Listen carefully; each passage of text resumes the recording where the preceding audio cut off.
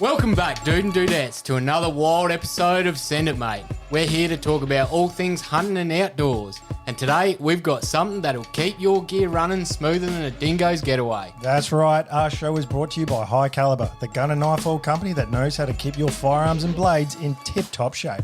High Caliber is like the secret sauce for hunters, anglers, and outdoorsy folk everywhere. It's like the magic potion that makes your gun and knives happier than a dog with two tails. You know, guys, I've been using High Caliber oil for a while now, and let me tell you, it's the duck's nuts. My rifle practically sings a lullaby when I take it out hunting. And speaking of lullabies, ever tried sneaking up on a deer with a squeaky gun? It's a prime way to end up with no venison in the freezer. You'll be hungrier than a vegan at a bacon festival. Absolutely. But with High Caliber oil, your gun will be quieter than a ninja in moonlight. You'll be stalking your prey with the grace and stealth of a mountain lion.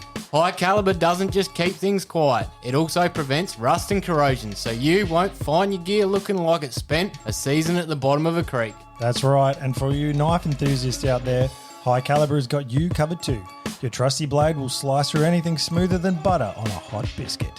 So, folks, don't let your gear become a rusty, squeaky mess. Head on over to highcaliber.com.au and grab a bottle of their oil today. And if you use the code SENDITMATE at checkout, you'll get a special discount. I say again, use the code SENDITMATE for all your oil slick, stealthy hunting needs. Thanks to High Caliber, you'll be sending it in style and silence. So, gear up, oil up, and send it, mate. High Caliber, the ultimate oil for the ultimate hunter.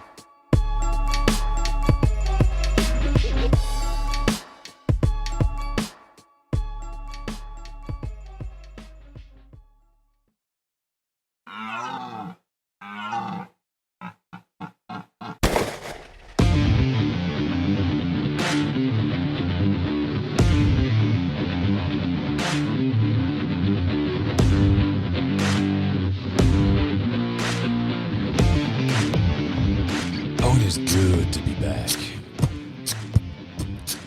Oh, look Have you been practicing? beatboxing. You've been from Josh. practicing? That's shit ton better than what you were. A little bit, man. Yeah.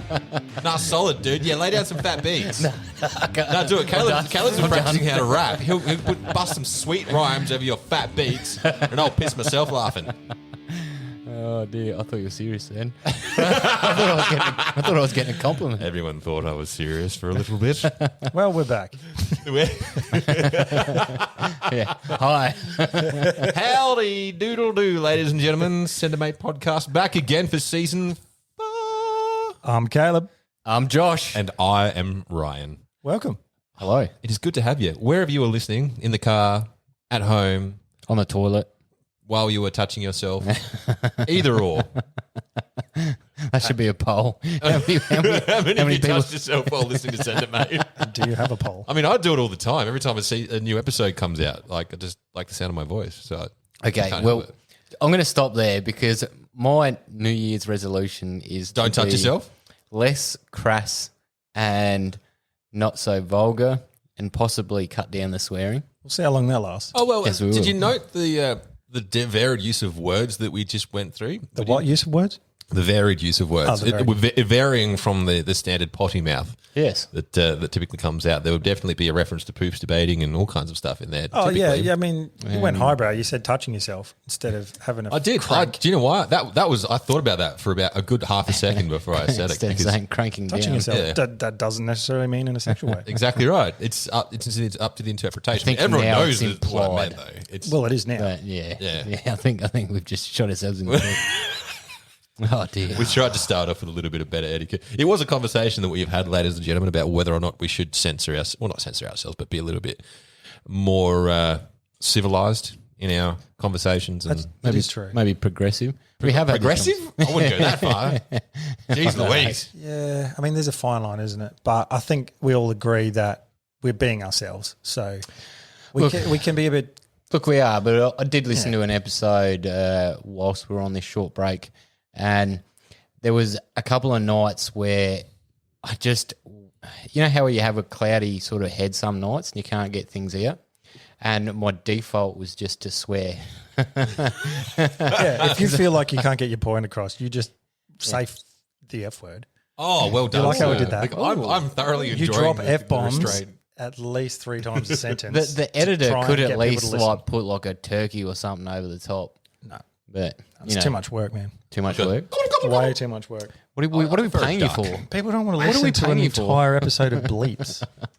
It would be. It wouldn't be. No, do it. No, that'd be an easy edit because it'd just be one continuous bleep. Do you know what we should do? Wow. Like this is definitely like the experiment episode, so probably the first one on the season is probably not the best thing for watching our language. But why don't we, instead of using foul language, use poeta language in lieu of That's codswallop. exactly right. What do you want about? Gee willikers, Stagger me. I'm going to go with Stagger me tonight. stagger me.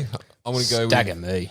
with gee willikers. Does your dad even say gee willikers? Yeah, Yes, he says 100% he does. Yeah, I'm He's- pretty sure he does. So you roll with G Willikers and you can roll with Codswallop. He does say wanker. Your He dad does, says wanker. He does say wanker. but he won't Only say after cock. holding the W for a very long time. It's a There's definitely an elongated pause. Joshua, you. He definitely Wanker! he definitely checks his audience before he drops it, just in case your mum's listening. Oh yeah, he'll never swear in front of a woman. That's for sure. What a gentleman! Yeah. He is such a gentleman, your old He man. didn't pass that on. Thoroughly enjoy being in his company. Mate. Never seen you open a car door for a woman. What's the male equivalent? How's that thinking clearly going, mate? What's the male equivalent of a lady in a street but a freak in the bed? What would that be? A escort. Gentleman, a gentleman in the street, but Man about town. a man about town. A man No, about town, but a freak that when he's doesn't- throwing it that down. doesn't hit it. I don't know. It doesn't. It doesn't hit it. Not feeling it. No, Man about town. we'll have to circle back to this one. I think do a bit of brainstorming. Anyway, what have we been doing in our break other than reflecting on Anyway, how that was naughty we are? that was a joke. That was a joke. Lead into a joke about Josh's dad being great in the sack in order to freak him out. But Oh, you thanks, guys clearly man. That's didn't- exactly what I didn't want to get hear. that, Listen about. That took way too long to deliver. No, you just didn't. You went on par with it, so that's fine. Yes, I don't Clearly think nothing's about my changed. dad in the sack. Yes, You think about your dad's It's sack? not. It's not my go-to. Sorry. Gee willikers, Josh. Oh, You think about your father's scrotum? it's the truth. Why not? It's where he came from. Gee willikers, Batman. Just think of home. Just Swimming around. grandma naked. Grandma naked. you don't want to think about your father's ball bag, but you think about your grandma's saggy tits. Yeah, to stop me from cussing. Gee willikers, that's insane. Whatever works for you, bro. Oh, mate. Anyway, we are back from a nice break. It was a nice break. It was. It was. We needed it. It was to the be longest honest. break we've had, I We, think. we needed to freshen up. It was. Yeah, Caleb had to have a shower after not having one for 12 months, it's been which a he while. had time to do that over the break. This is just water off He a duck's still back, man. smells I'm like the roses. best smelling of everyone, so get fucked. Oh, there we go. I stuffed it up. Oh, gee willikers, mate. Stagger me, Josh. sorry. How could you accuse me of smelling? Sorry, we're taking the gold star off the board. I can always edit that out. Really No, fudged that one you up, didn't leave you? that one in there. You leave it in there because I've noticed that actually. You will edit yourself to make yourself. seem Oh, yeah. like a By the way, superstar. for those playing at home, Caleb says a lot of nasty codswallop. By nasty, I don't mean at us. I mean just he's a filthy, filthy man, and then he edits it out he does and leaves He us in does. there. So we are, Yes. we're the degenerates. Yeah, and Caleb's this Caleb's golden no, child. no, no. Golden Yes. child. No, Yes. yeah, absolutely. I have listened back and I've noticed that I'm like, oh, you've just tweaked your own little part beautifully, and the rest of it. I you're mean, like, oh, fuck. back in season 1 when Josh was calling himself a dick, that was very well played, sir. You would remember what I said. Oh, Anyway, I do. yeah, at this point, should we explain to people who might be listening for the first time what the hell we're doing here? Because Well, we're actually drinking some lovely Shiraz Yeah. we are 2020 vintage. some Kaleski Mopper Shiraz, courtesy of a quite- listener of ours, Quite bit of- deliciously. little bit of delicious. mopa. Delicious lesson, my 2020 vintage. So yeah, shout out to Chris, who is from the Barossa. And then later on, when the night gets freaky, we have some Moonshine. actual We moonshine. Have some actual What a moonshine. champion. So thank you very much, Chris. This says Some what is it? Robber's Dog moonshine. Yeah, Robber's dog. we haven't tried that yet. Let's crack that open when we're a little bit further Batch down number the track. 10. When the mopper's gone, we'll Yeah. go for the moonshine. Yeah. Look, I don't thank know you what very to much, expect. Chris, for supporting us, actually. It was great. It was a great conversation as well. He's like, "Hey, I've sent you guys some stuff," and we're like, "Okay." And he goes, "Oh, it's like the guy's a champion. Like he normally supports people through Patreon and that sort of thing. We haven't got one of those up yet. So the man was kind enough to send us through some drinks because he knew that we drank on the podcast while we were recording. And this is a special occasion, season 4, the start. absolutely, Yeah. We cracked it out. If anyone else wants to do the same, Really, we're feel all free. broke ass and we needed something to drink. I mean, it's nice to have a cost neutral night for a change. it is. Cost neutral neutral? night. Wow. Caleb's even getting a free ride home, so yeah, it really is. Well, no, because we've bought dinner, so we're already behind. I bought dinner last week. Are we keeping tabs on that? Actually, As a group, as a collective, we've purchased dinner, so we are behind. okay, I'll get you. We're in the red. Yeah, let's Yeah, you guys need to throw me some petty money, eh? full. I did throw cash at you. Again, my jokes are fucking wasted on you. I didn't eat. I mean, dinner. fudging wasted on you. We're at my house. That was a joke. So why are we saying? Oh God. That was All right. a terrible. All right, so Clearly I'm Ryan, not Ryan firing. didn't get the memo about I'm not improving. firing on all cylinders then. You need to sleep, my friend. Reinvigorate. Anyway, you wanted to explain what we do. Yes. Well, we are a podcast of 3 mates. We talk about hunting, fishing, outdoors. To keep it interesting, it's actually 2 dudes and 1 female, and we will let the listeners figure that one out. Oh, are we going to a poll? Is it? My poll senses tingle. Sorry, Caleb's like, I just wanted to talk. Who's All right, the go girl? on. Who's Go the on, girl bud. out of the group? Go on. It's Get into it. 2022. You can't assume any gender. All right. It's too I'm an controversial. Apache helicopter. I'm actually a 64-year-old grandma. You look Careful. Josh likes thinking about those. Yeah, exactly. He thinks about me naked all the time. It's weird. Anyway, so we exist to connect with people and especially the hunting and shooting community. We like to connect people with each other and talk and hear people's stories and just have fun. Our podcast is about just, banter, mates around a campfire. That's the vibe. We're not too serious. We like to have a bit of fun. Our standard format is, if we're together, we will pick a random topic and then our job is to break that down however we wish individually and give each other some Oh, it's an interpretation. codswallop Some as we codswallop. go. And Little bit of- Hang on, a little bit of the poopy on little each bit other. of banter. yes, so we have a special topic each week or a guest. The guest format's a bit different, but you'll see that in the coming weeks. We also have a segment called ND or Negligent Discharge where we talk about a fail or something crazy that's happened. And season 4, we have a new... Don't say a thing. It has to be a total, in real time surprise. Yeah, I feel like you're going to go crazy with this. I feel like this is a surprise. We will have a new We've got a new segment. segment. Don't waste it. Don't waste Season the surprise. 4. Look, you're building up just for some something. That's I'm so not that excited big. because I honestly think you're gonna fudge this up like an absolute mother fudger. Look, I thought about this actually. So, well, do you want to tell them? Yeah. We're going to have to tell The them. new segment go on. is called Just Joshing. And look, Why don't you explain what it is, Josh? I didn't. Oh, hang on. No, I know it's exactly. coming out. No, it's coming up later on. coming up later Hang on. on. I'm going to defend myself here because today is not that great because I knew what you were wanting to hear, some like ridiculous stories. So I actually just went with some true or false questions to ask you both. To see if you're joshing. If you're See if just joshing. What's yes. true and what's not. Yep. Done. Yeah. Cool. Well, When is that? That's a little bit later on in the episode. don't though, isn't it? oversell your own segment, Josh. Wow. Yeah, that's a little bit later on. Underwhelming so far. Well, what have we been up to though? We've been off for such a long time. We have. We've done a bit. We've done some planning. We've been away as a group, as a collective. We've been away to Had the some- north of our state, been on a little hunting trip, which We was mostly a camping trip, let's be honest. We did a fair bit of hunting. The place we went to is quite desolate, It was desert. and there's not really a whole lot around. But It's changed. Like over the years, there's been less and less and less every year. the foxes were a little bit more spry this year. Mate, I don't know what you guys are talking about. I saw heaps of stuff. How much did you shoot? Not a great deal. You saw the inside of your swag more than anything. You did sleep a lot. I did sleep a lot. That's true.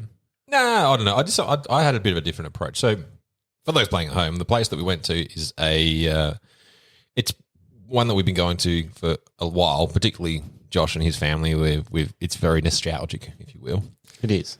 Every time I've been there, it's been the same, I guess. Well, I haven't been there as much as you guys. But Well, yeah, I have to admit, Dad and I were talking about this a couple of weeks ago, and over time, so when I was a young kid, the place where we've got, there's shearers' quarters where we stay, and then it's basically just a bit of open area with some ruins and some rocks, and then there's a bit of Malian native pine as you look directly out from where you sort of camp. And over time, that used to be green and thick.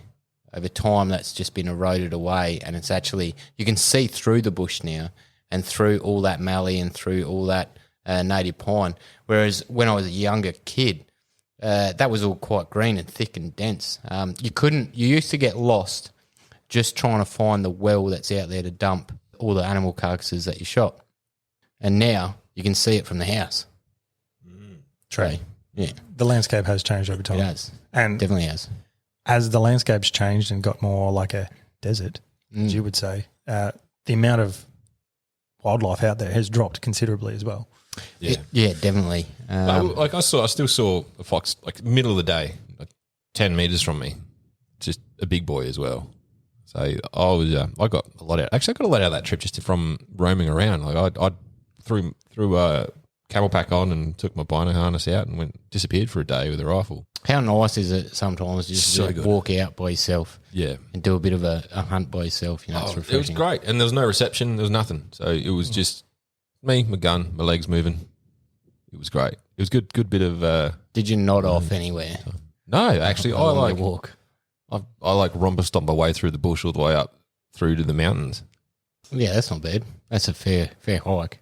I believe you went to the ruins, didn't you? The back ruins. The very back, yeah. Yeah, that's Yeah, a it's fair about- hike. I guess 4 or 5 Ks there Oh, more than that, I would think. because I went there and back. Yeah, I think more than that. I think you might be underestimating the distance Yeah, there. It's Just a fair little whack, bit. man. yeah. Yeah. No, Takes a it while was to get good there in fun, the though. car, let alone. I mean, you got to think that target that we were shooting at from the house. That was a kilometre. So then, Oh yeah, it was heaps further. Then. yeah, I think it might have been a Maybe a bit 20K round trip yeah, for you. Yeah, Well, that target, speaking of, that was another thing we did while we were out there. A couple of little challenges that our mate Couchy set for us. Shout out to Couchy. thank you, Couchy. That was a good lesson in how not to do challenges, I think. It was. We tried our hand at a little bit of filming and some challenges, and we will get these ideas out and get them. You know, we'll get them manicured and put them out there for people to see. But basically, what we had thought about is coming up with some challenges in amongst ourselves to complete. And one of them was to shoot a target, a steel gong, at 1,000 metres with a 223 55 grain projectiles. None of our rifles, so the rifle was Yes. foreign to all three of us. Yeah, so it was a mate's rifle, and give it a crack. And look, we got close, but was the windy day as- that we decided to do it, yeah, it was stupid. It was windy. It was windy as, and probably the biggest failure, and Couchy, I'm going to throw you under the bus here, in forethought was the fact that the target was, I mean, your field of vision from the shooting position, the target was between two sets of bushes, basically. So when you were shooting, to see where the round was landing was nearly impossible because it was most often landing in the bushes. So you couldn't tell how far to adjust left or right. Or behind the bushes, yeah. Yeah. Yeah. So I think there was if an it wasn't instruction. windy, it would have been a lot easier, a lot better. Definitely easier, but I think there's a massive creek line that runs through this property, and there's a huge cutout over time where the water's eroded the bank away, and it probably stands, 20 foot high? yeah. And there's more than enough room to stretch way past a kilometre in that creek bed. Well, that's what we'll do when we go back then. That's Yeah. what we're doing. We will complete Couchy's challenge. We will. We will. We'll complete it. So I'll have sure. my 223 AI build done by then, and we'll do it with that. Oh, mate, you'll have that and then probably 2 other builds done. still has to be a foreign rifle. Foreign rifle. Yeah, it can't be one of ours. What about using like each other's rifle? So you and I have to, or one of us has to use Right, fuck. Sorry, I'm dropping the bomb. Nah. All right, let's not do that. What's wrong with my Hower, mate? Oh, nothing. It's got its place. We'll get Ryan will just have a 308 by then.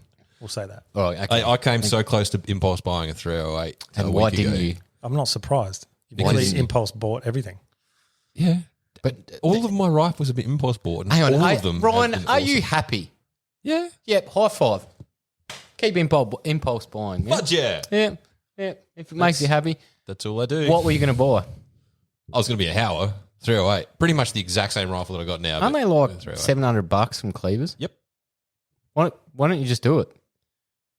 Well, I mean, there's the whole at $700 that could probably go to something else more important at the moment, but Yeah, I guess that's what stopped me. I mean, there's school fees to think about this time of year, and it's called responsibility. One day you'll learn about it, That's harsh, and bloke. yeah. Thanks, man. Thanks, buddy. I mean, Bit of an inside joke, but it is an inside joke, but it's a bit rich coming from Ryan anyway. it is very rich coming from me, which makes it funny because I'm incredibly irresponsible.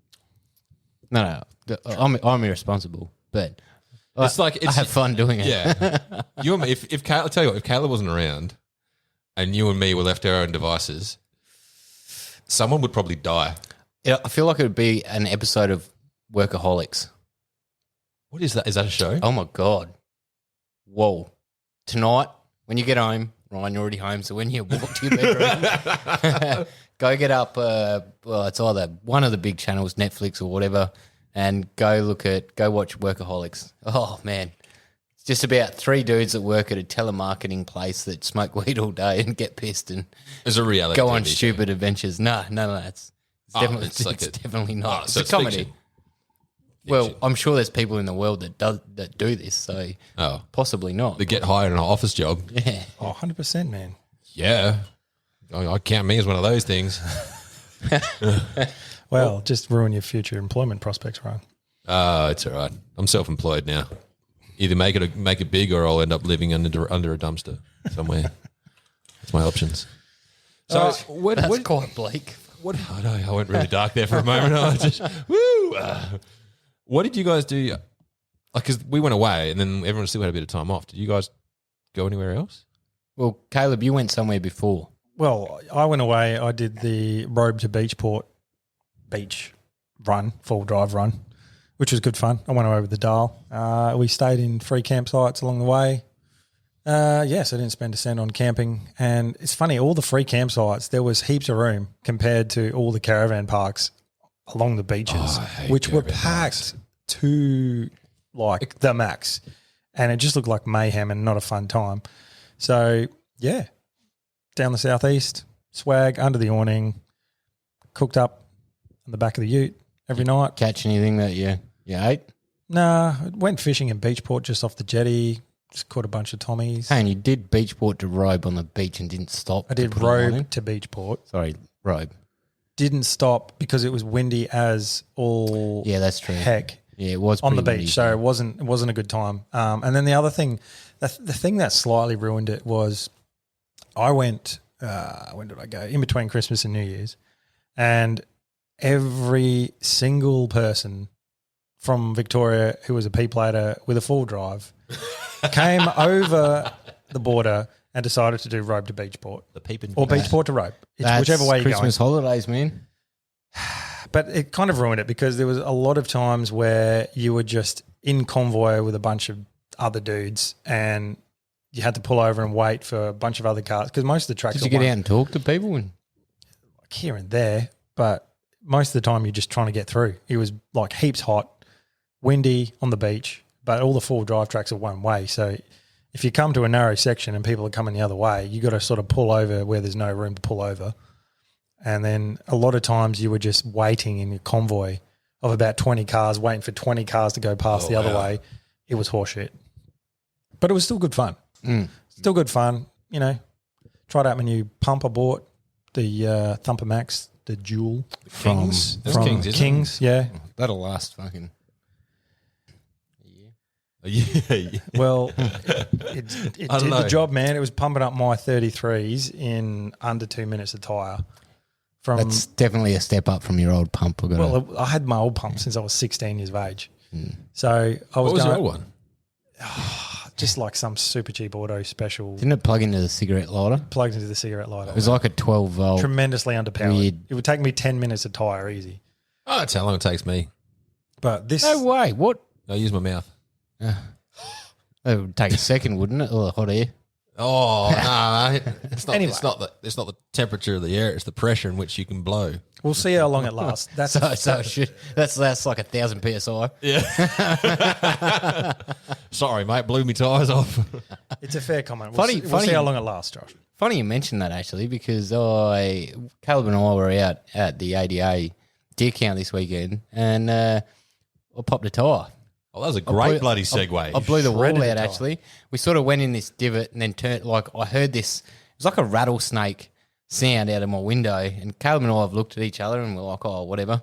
Did you look at each other and go, "There's rattlesnakes chasing us"? No, it was a weird set, like It sounded like a bunch of straps had come off something and were flapping Nah, around. some Did Indiana Skittles. Jones music start playing? a box of Skittles, like being shaken. Oh. like, I feel like our hearing is very different. yeah. Anyway, I've turned the corner and just kept going down the road. Next time I'm riding the back of Josh's car, I'm just going to shake a box of Skittles behind his head. Fuck, we've done a Oh, tyre. fucking hell. Done it again. Stagger me, we've done a tyre. Sorry. I should have said. No, so I've kept going around the corner, and I'm like, nah, that sound was kind of weird. So I started slowing down, and next thing you know, you could hear the tyre going. I'm like, oh, here we go. Yeah, blew the whole wall out. Oh, wow. Outside wall, yeah. Yeah, your tyres aren't that old. No, they're pretty old. Yeah. They're pretty old. I mean, it's not like I check mates' tyres. Do you rotate your tyres? Yeah, when I drive. Yeah, same. Don't shake your head. You've never rotated a tyre in Mate, your life. I used to, but I did get I serviced my car myself, like the small services, and I used to rotate the tyres, but then I just couldn't be fudged. Yeah. So, I'll get you. yeah. Okay, That's a no. That's a strong no. It seems like a task that's just for tomorrow. I don't know, mate. When all the tyres are bald, it doesn't really matter. Not really. Probably not. Not really. Anyway, so you did Beachwater Road. Yeah, that was good fun. Till the dog got Oh yeah, old Winnie. Winnie? he got stung. Yeah, Actually, You got stung by what? we think a bee, and his whole face blew up. So we had to go to the vet, which was in Millicent. Oh. So that was a bit of a detour. But Was he dying? nah, like his whole face was blowing up, so we had to make sure he didn't go into anaphylactic shock. So we took him to the vet. They gave him a shot. do you know how to Did you do give him a dog Zyrtex? CPR? It's an actual thing, bro. Yeah, I'm sure it is. Dead so set. the rate his face was blowing up, we're like, we better go to a vet. It's not one we're going to leave overnight, and especially because we could still get to the vet before they close, and we didn't have to do like the 24-hour vet. Did it cost much? I feel like all vet trips are expensive. Yeah, because like Bear, if you're ever listening, bruh, don't get stung by a bee or break your leg or anything. Because For those playing at home, Bear is Josh's dog. Put it this way, it cost me $90 to take the dog into the vet, have a vet look at him, say he's pretty much all right, I'll give him a shot. Then kept him there for half an hour. Was it his best shot? Jokes have not improved. no, they have not. And did he hit him with it? Oh god, Dog, my dog's sick. I need you to hit him with your best shot. I feel like you're about to bust out in song. Hit me with your best shot. Come back season 6, you might get a decent joke out of Ryan, everyone. Well, I don't know. Season 6. I need a bit more time than He's that. slowly building. So yeah, that cost me $90, but I ended up staying in another free campsite near Millicent. It's called Lake Leak, which was a nice spot as a result. So I didn't plan to stay there, but Was there water in the lake? I was about to say It that. didn't have a leak. I was going to crack that joke, but it would have been like, water leaked into the lake. jokes are codswallop. It's actually another Stagger me. inactive volcano. Oh, Yes, full of water oh. in the middle of nowhere. But it was There's a few of them. quite pleasant, actually. Mm, I didn't try fishing there either. People were kayaking and paddle boarding and whatever. So Yeah. yeah, it was a nice trip away. No, that's all right. Relaxing.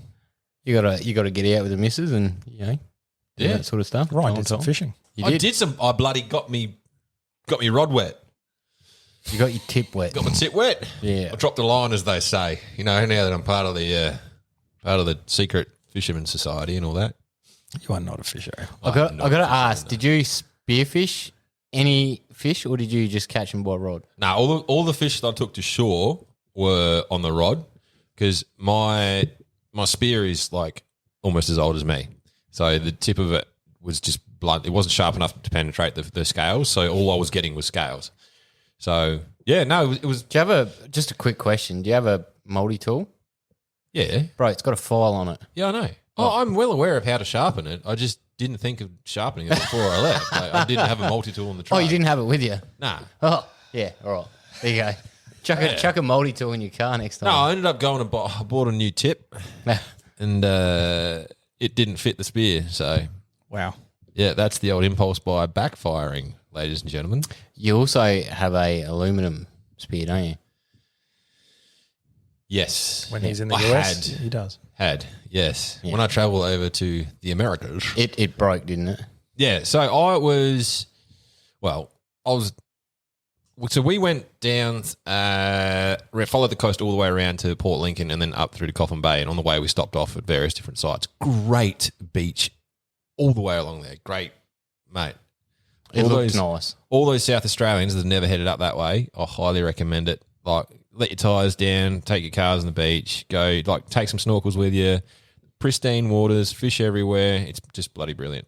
So along the way, I just threw my spear in just because like I hadn't used it in a while, and then we stopped off at this one particular beach where I didn't realise how great it would be there, and how much like you could see the fish in the water from standing on the rocks. And there was a bloke there with a spear gun, like full setup, and he'd been in there for an hour and had come out with these just stomping fish, like massive fish, like 4 of them. And I was like, "You got your spear in the car, don't you?" I'm like, "Well, you don't need to tell me twice." Like, pretty much fully clothed, just grabbed my spear and ran into the water like a nufty. So I've gone in there, and that was when I sort of figured out that it doesn't really work. So the tip that I was using, which was the fish tip, was just buggered. But I had this big, like the solid tip, which has like the barb on it. I still had that. So the next beach that we went to, there was stingrays everywhere. Like you could go within, like I was getting within a foot of them in the shallow, like up to my knees. So they were everywhere. All different types, some skates as well. And I've managed to get within a foot of what I thought was probably about 3 or 4 feet wide array. I'm like, yep, I'll grab that. No worries. Had a crack at it. Managed to sink the spear in, but then I didn't realise that most of the wings of the ray were actually under the sand, and it's reared up, and this thing was bloody massive. It was like... Yeah. It was the size of I feel me. like 3 or 4 foot's pretty big anyway. No, well, it was. Like, that's all I could see. And then I'm looking at it, and then, like, I was all good. And then my son's standing behind me. He's like, "You right, Dad?" And I'm like, I've got this thing on the end of a 7-foot pole.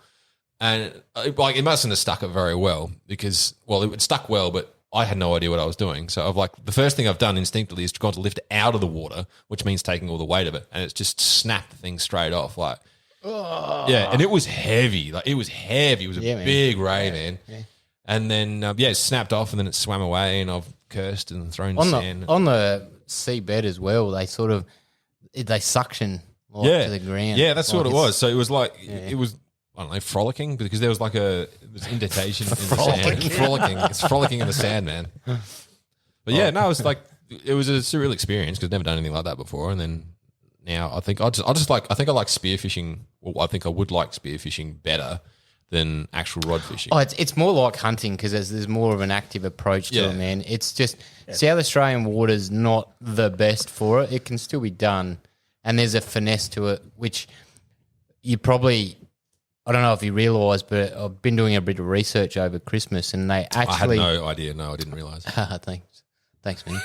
They actually say that fast movements in the water are bad when you're spearfishing. Naturally, obviously, it spooks. So if you think like you're on the deer hunt and you're trying to, be very minimalistic in your movement and sort of like slow and methodical, it's the same with spearfishing. And... there's even like little tips and tricks, like you can pinch your thumb and your hands together, and it just makes like a noise underwater, and that'll even turn fish to you. Oh yeah, it's crazy. So but it's active. It's Yeah, it is. There's something going on, and you're always moving and you're doing something. Yeah. Like I was in the water for hours. Yeah. Just chasing these fish. Like I was swimming amongst schools. I'm pretty sure the Mulloway and I can't remember. Alana's old man's a avid fisherman. I don't think he's ever going to listen to this. Well, Maybe he does. I don't know. Okay, you were swimming with schools of Mulloway. I was swimming with schools of Mulloway. I highly doubt that. I don't know. I reckon Mullies. it's Mulloway. Mullies. I fucking They were stagger big. me, They were Ryan. I like- don't believe that. They were like a meter. A meter I shit mullies. you not. It was a And you fish. didn't have a proper spear gun with you. Yeah, that's what I mean. I was hitting them What with in the spear, but it this wasn't is- doing anything. This is the point in time where you go and impulse buy. Yeah. Oh, we were in the middle of nowhere. Like we were in between. Well, you just pack up, you go to the nearest town that sells one, and you get back in the water. Yeah, if there's meter mullies, like legit, I don't know if you know. It might what not have been a you're mully. I don't know. I'm I not don't a know. fisherman, but it was It was silver. a meter something. It was silver and it was massive. So swimming with sharks. I was swimming with sharks. I'm trying to think, was it long bodied or wide? No, it was like not skinny and long, But was it wide? wide. Yeah, it was like that wide. As in- Yeah, okay. That's in- tall Well, that's tall. Like as in girth. girth. Tall, sorry, tall. girth. Yeah, pretty girthy. Oh yeah, it's like that. Yeah, no, it wasn't sort of like flat, like No, it wasn't a skinny fish. Skinny and flat. no. What I'm trying to say, like, do you Oh, know what no. a snapper looks like? Yeah, I know what a snapper looks like. Yeah, It wasn't a and snapper. then you do know what a Spanish, like a mackerel or something like Yeah. that looks like, sort of more streamlined. Yeah. Which one of the two? Yeah. So it was. Yeah, one of them.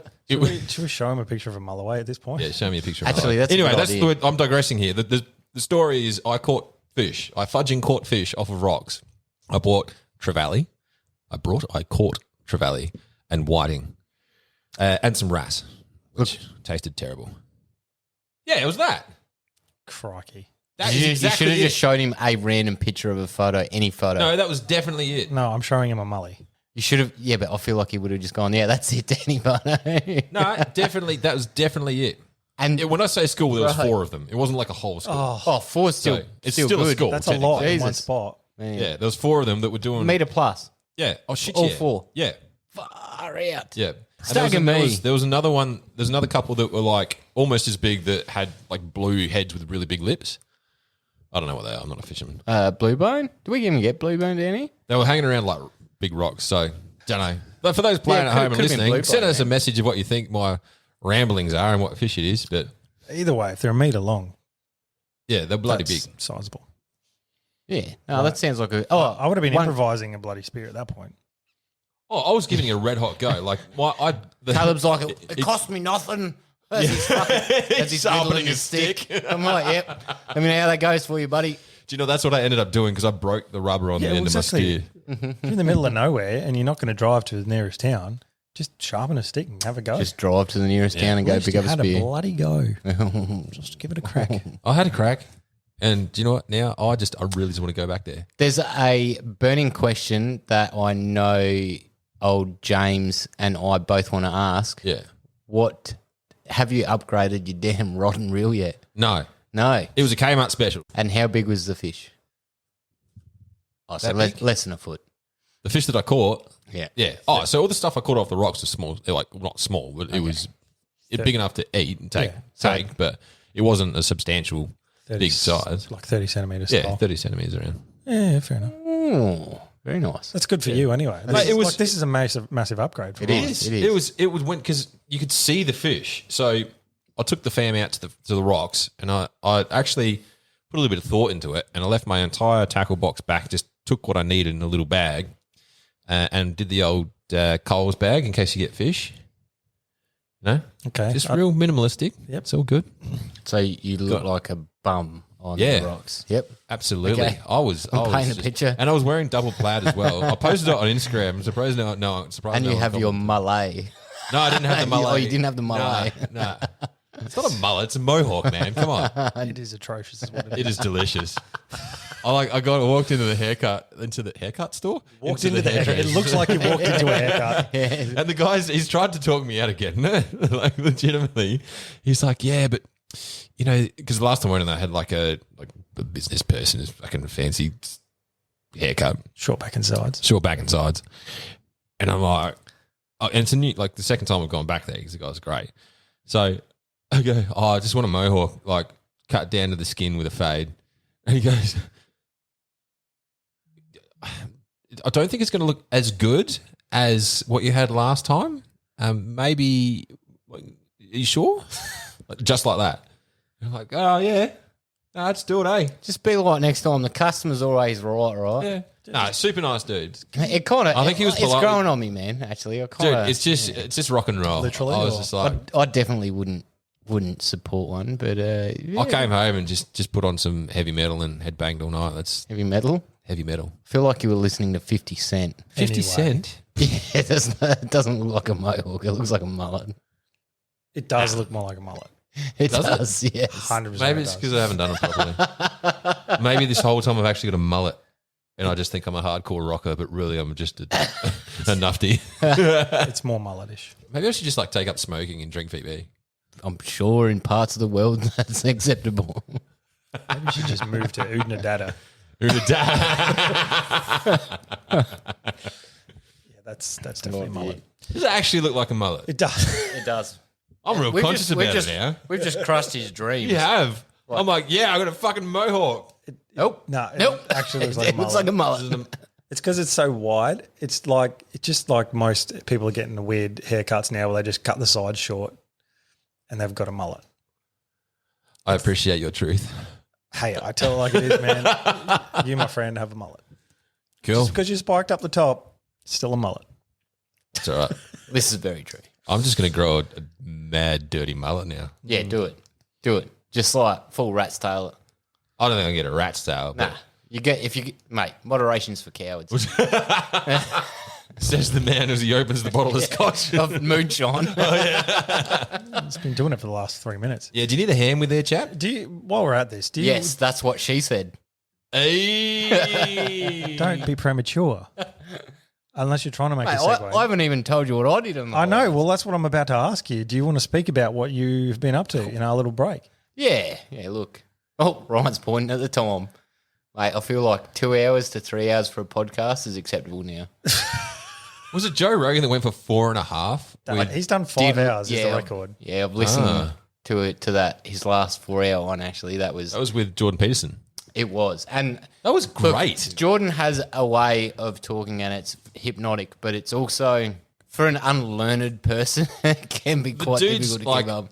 a philosophy professor and a psychologist. Like, You got to be in the mood for it. We were trying to listen to it on the way back for deer camp after like 3 hours sleep, and it's not good for staying awake. really? I enjoyed it. I played the whole thing straight. Just put the earmuffs on the worksite and just yeah, like right setting you needed for that one. Yeah. When we were listening to it on the way back, no. This is not moonshine, this is rocket fuel. That's what Moonshine. moonshine. What percentage? That must be what they call it in America. What percentage is it?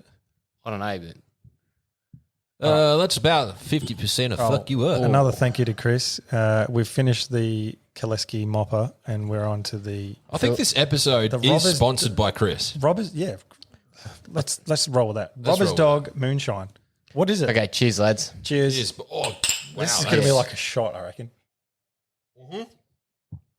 Oh, that's lovely. does That not is- taste like it smells. That is absolutely Wow. delicious. That is a dream. That is anyone that's out there, go buy some Robber's Dog moonshine. It is wow. It doesn't taste like it's been made in a bathtub. It does not. I was expecting something to That explode. is smooth. It is. Well, with the name Moonshine, I think, did we judge a bottle by its cover? We did. I was expecting rocket fuel. Yeah, we did. I It was smelled like expecting rocket fuel. burn and- It smelled like turpentine. Oh, it's got a nice warm sort of. It does. It's warming me on the way down. It is. That is a hunting beverage. ladies That's and what she gentlemen. said. That is a midwinter. Stop preempting. Stop preempting. What do you mean preempting? You are preempting. I'm not preempting. You're being cheeky. Ooh. You're slipping a few things in there. Anyway, all right. What did you do? You wanna speak about my what leave you- was pretty easy. Just caught a bunch of squid and crabs, and they were delicious. There you go. Where were you doing squidding and crabbing? I actually went out with Hainsey, and we went out. I don't remember. I believe On the ocean. Oh, on the tinny. Brighton. I think it might have been a bit further south. I can't remember. And then we head south. Doesn't matter. And What'd actually, you do? we're out just fishing. Metro waters, put it that way. Yeah, we were out fishing, and we thought it started getting a bit rough, so we pulled in a bit closer to shore, and it's like the cliffs down south. Oh, can't remember where they are. Anyway, we were cruising along, and he's like, "Oh, we'll go to his whiting spot." And as we're going along, he's just suddenly just like yelled out "squid," and I've looked down, and I've just seen like probably like 80 squid in the water just chilling. So we like pulled up and just started casting into them, just with some jigs, and yeah, pulled out a good feed from it actually. Nice. Very nice feed. I think. Oh, my biggest would have been. Oh, what's that? About 40 hood on centimetres? 40 Yeah, centimetres. 40-something centimetres wood. It's great, actually. Yeah, perfect. And then took cat out, and I have once when I was a kid raked for blue crabs, and haven't ever done it since. And I took cat down we went to Parham. We ended up going to Parham first, but we doubled back and went to Webb's Beach, which is just south of that. And we went out for some crabs, and at like an hour, and I thought we were doing something wrong because there was nothing. Like we were just getting a couple of sand crabs. That was about it. And I'm like, what are we doing wrong? So I've even rung a mate. I've messaged a mate and then rung another. I've rung Hayden. Hey, dog. And I'm like, what am I doing wrong? I swear I'm doing everything right. Was it like, Josh, you need to be taller? Yeah. I'm like, what am I doing wrong, man? Like I've literally tried everything. And there's a secret that I found with blue crabs in the one day I've done it. And that was going to, so there's like two different types of sand out there. There's one and it's like quite hard. It's not very, like you don't sink in it or whatever. And then there's a bit of reed and things around. And then there's this patch of like real sort of sinky sand, like muddy, just like you step in Less it and dense. then suddenly you're up to your knees and it stinks and it's just terrible. Silty shit. And then, yeah, there's like a little bit of a shelf with reed, like where the sands sort of like come up and meets the reeds. And then all of a sudden it was on. Like, oh my God. I remember I've like put my rake down, raked one crab. I've like, Kat's come over and she's pulled another crab, and then I'm looking behind her and I'm like, there's one behind you. Like, shit, what do we do? And because neither of us knew what to do. So we're sort of like a few times we've tried to like scoop them up and put them in the bucket, and we've completely and utterly like just messed it up. We've tried flicking it to the side real quick and like pulling it out of the water upside down, and the crabs just seem to shoot out sideways. And we're like, what are we doing wrong? Anyway, so at this point there was 3 crabs going off, and I've got one on my rake, she's got one on hers, and I'm just holding the rake down like against the ground. I'm like, oh, because at this stage we'd lost a few, so I'm like, oh, I don't know how to do this, and I was kind of hoping like Kat would come over and we could sort of sandwich our rakes together, and then Those who rake together stay together. and then like place it in the bucket, like full numpties, man. And we've walked out like ages into the water to get this as well. Anyway, like it turned out, I just sort of like, because I was holding the crab down on the sand so much, I've given him time to grab the rake. And then I've lifted him up and turned him around. I'm like, oh, that was easy. I put it in the bucket. She, at this point in time, she's sort of like, oh, what do I do? Can you help me? And there was this other crab behind her, so I've sort of ducked around and gone like for the other crab. And then I'm like, we're back in the same situation. And I don't think it's sort of sunk into either of our minds yet to just like let the crab bite the rake and then flip it over. So we're like, oh, crap, what do we do now? So you're playing golf with the crabs? Yeah, pretty much, man. We're playing whack a crab. It went off. It absolutely went off. We had an absolute ball, and for the next hour, we were catching crabs left, right, and centre. Oh, dude. So I'm the same boat as you. I've only been crabbing, raking once, and that was when I was a kid, like real young. It was with the church youth group, and I think it was St Kilda that we went?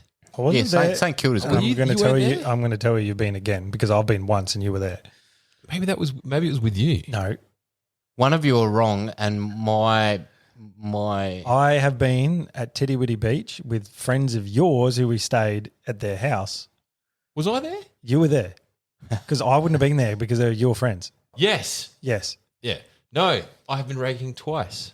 you have. Twice in my life. You're correct. And Wow. I've only been once, and that You was, know me so well. I know because that's the No only one time else I've been. knows me like you know me. That's the time I've been. No, it was the first time I went, and I remember being absolutely poopy scared because I'm scared of being bit by these crabs because there was no sand or anything. I don't remember ever being scared. I just remember looking through the water and there's this big fuck off blue crab with his claws up above him, ready to like punch on. and he chases you. And he chases you. Yeah. And I reckon I was like 7, and I'm like, I mean, I look like a 10-year-old, but I'm 7, and I'm poopy scared, and I'm like running around with these, and I'm like, it's not like a oh, there's a crab, I'm going to get it with my rake. It's like, kill the fucker before he gets me. So I smash or it. run off. Yeah. It's horseshit when you can't see them because, like the one time I've been, the water was probably it was above my knees, so I couldn't really see that well. It was a bit murky, and I had no reef shoes or anything, so I was stepping on the bastards, and that was how I was knowing there was a crab there because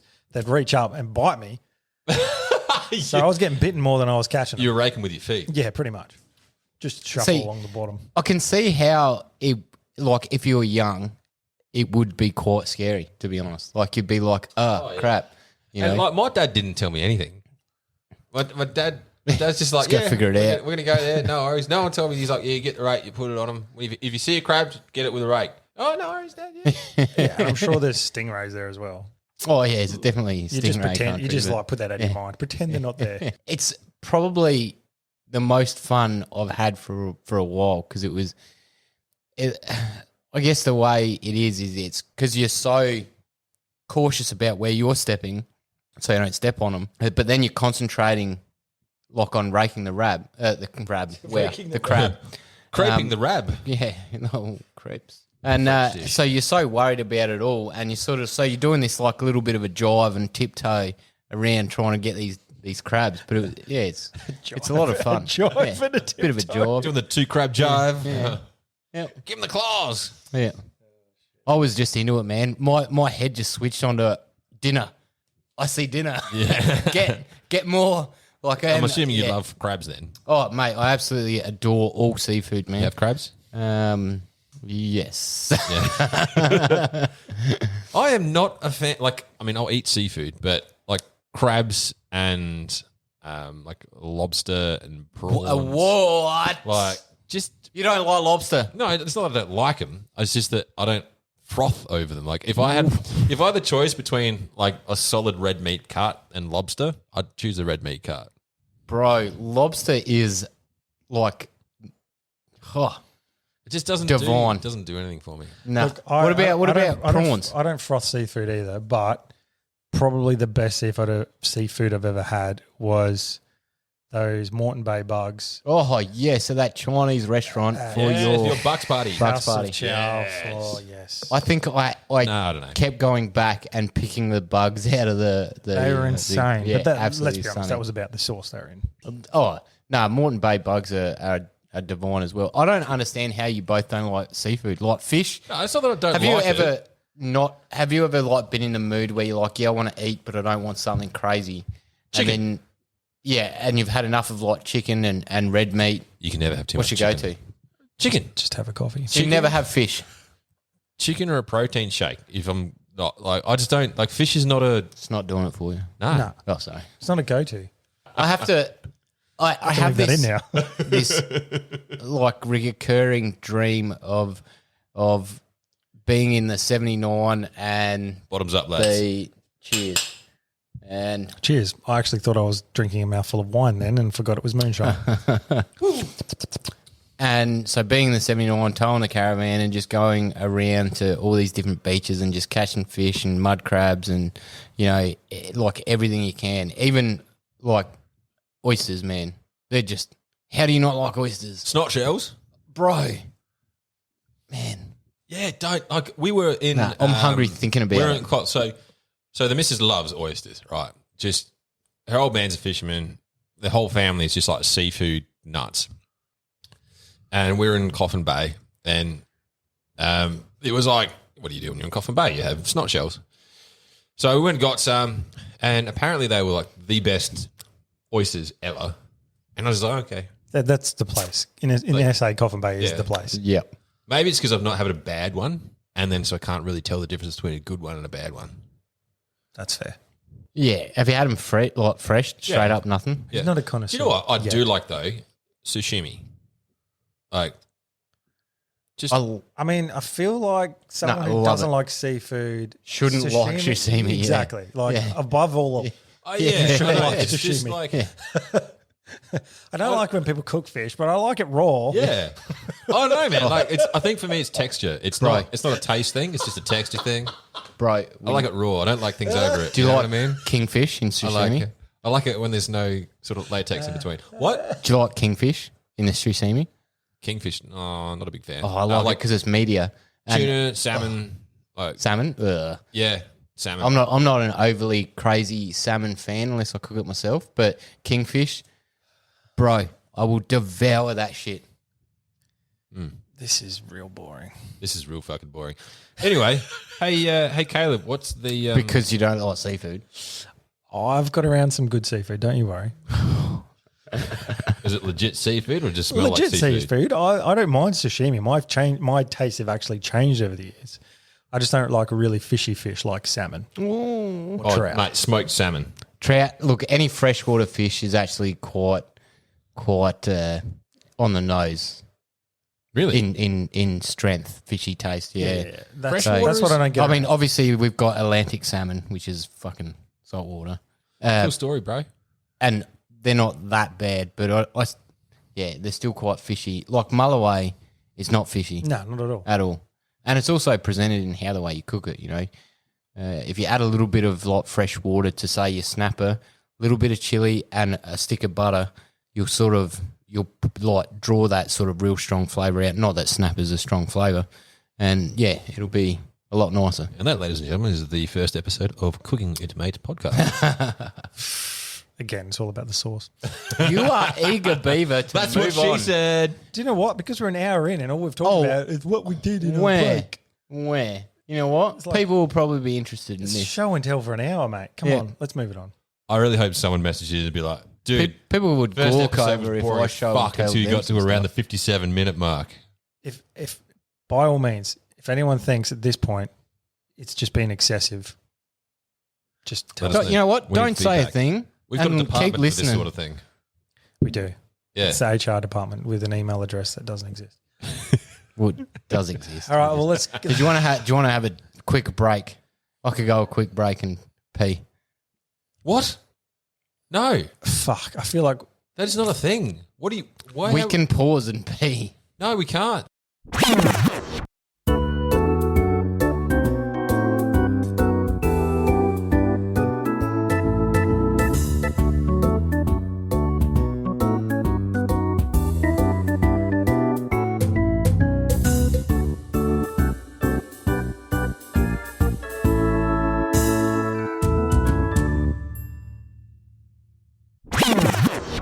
You want to do it again, Ron? no. Go. Spin this shit.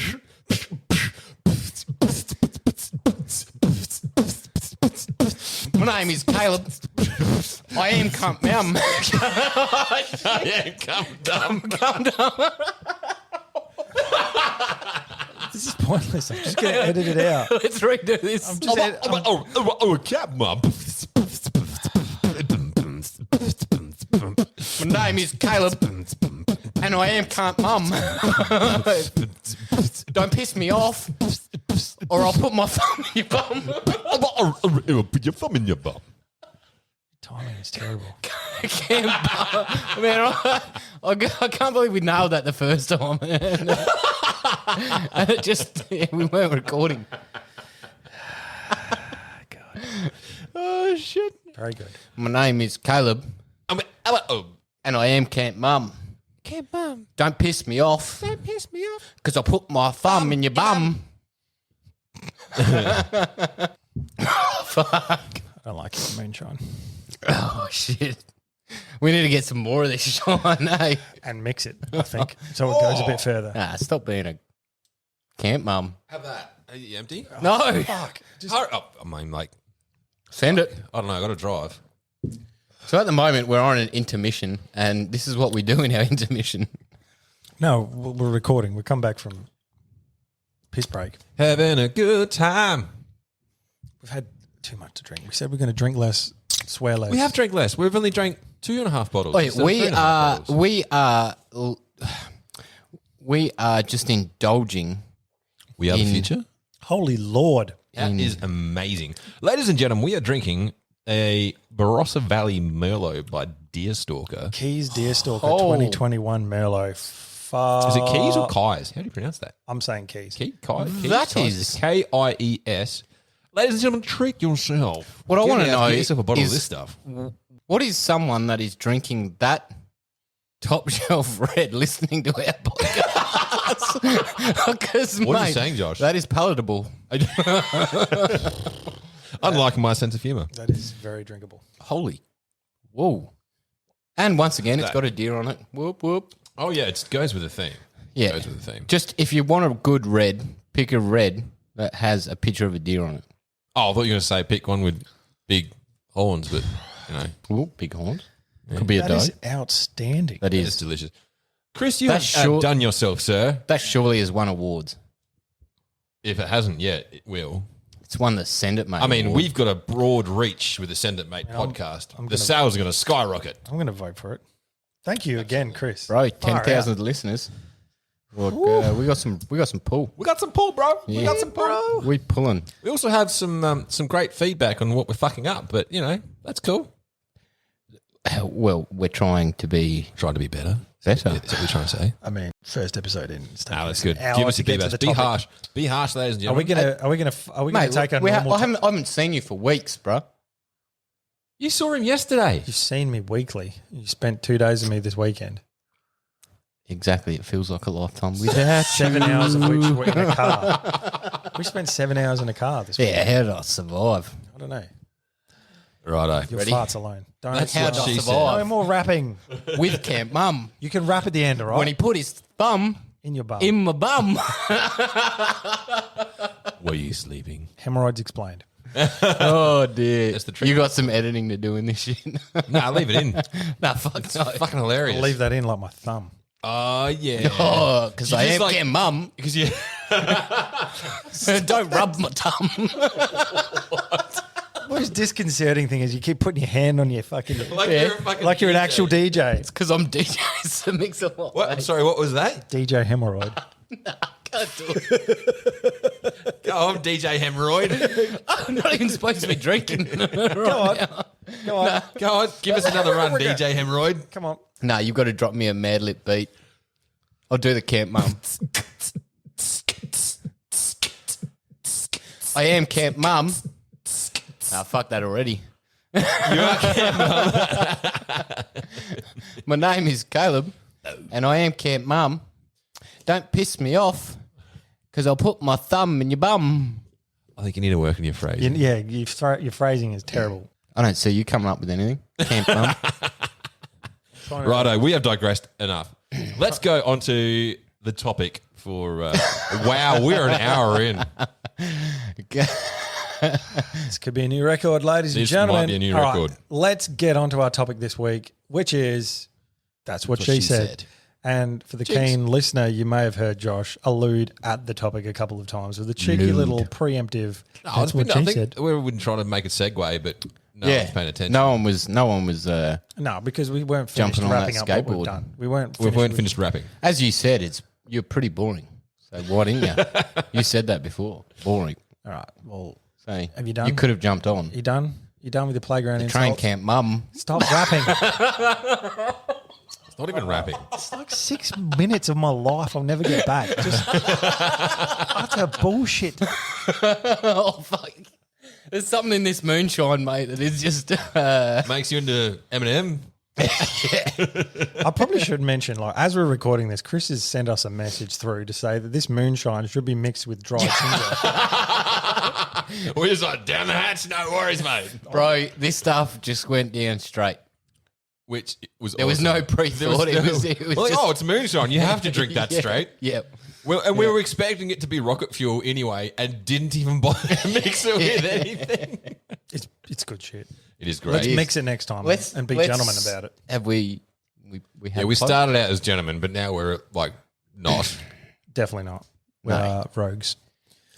All right. Well, let's actually do the topic. And as I said, it is That's What She Said, which do you know where that actually originated? The saying, That's What She Said. Was it from a sitcom? Correct. The Office? The Office, correct. I'll for those at home, I'll play a little bit to give some context of That's What She Said.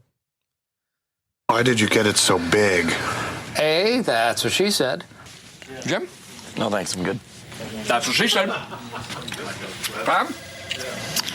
My mother's coming. That's what she said. That's what she said. That's my joke. Damn it, Dwight. That's what she said. Ha. I don't get it. Grapes, seductive. How about the Phyllis-Angela dispute? You already did me. That's what she said. I can't stay on top of you 24/7.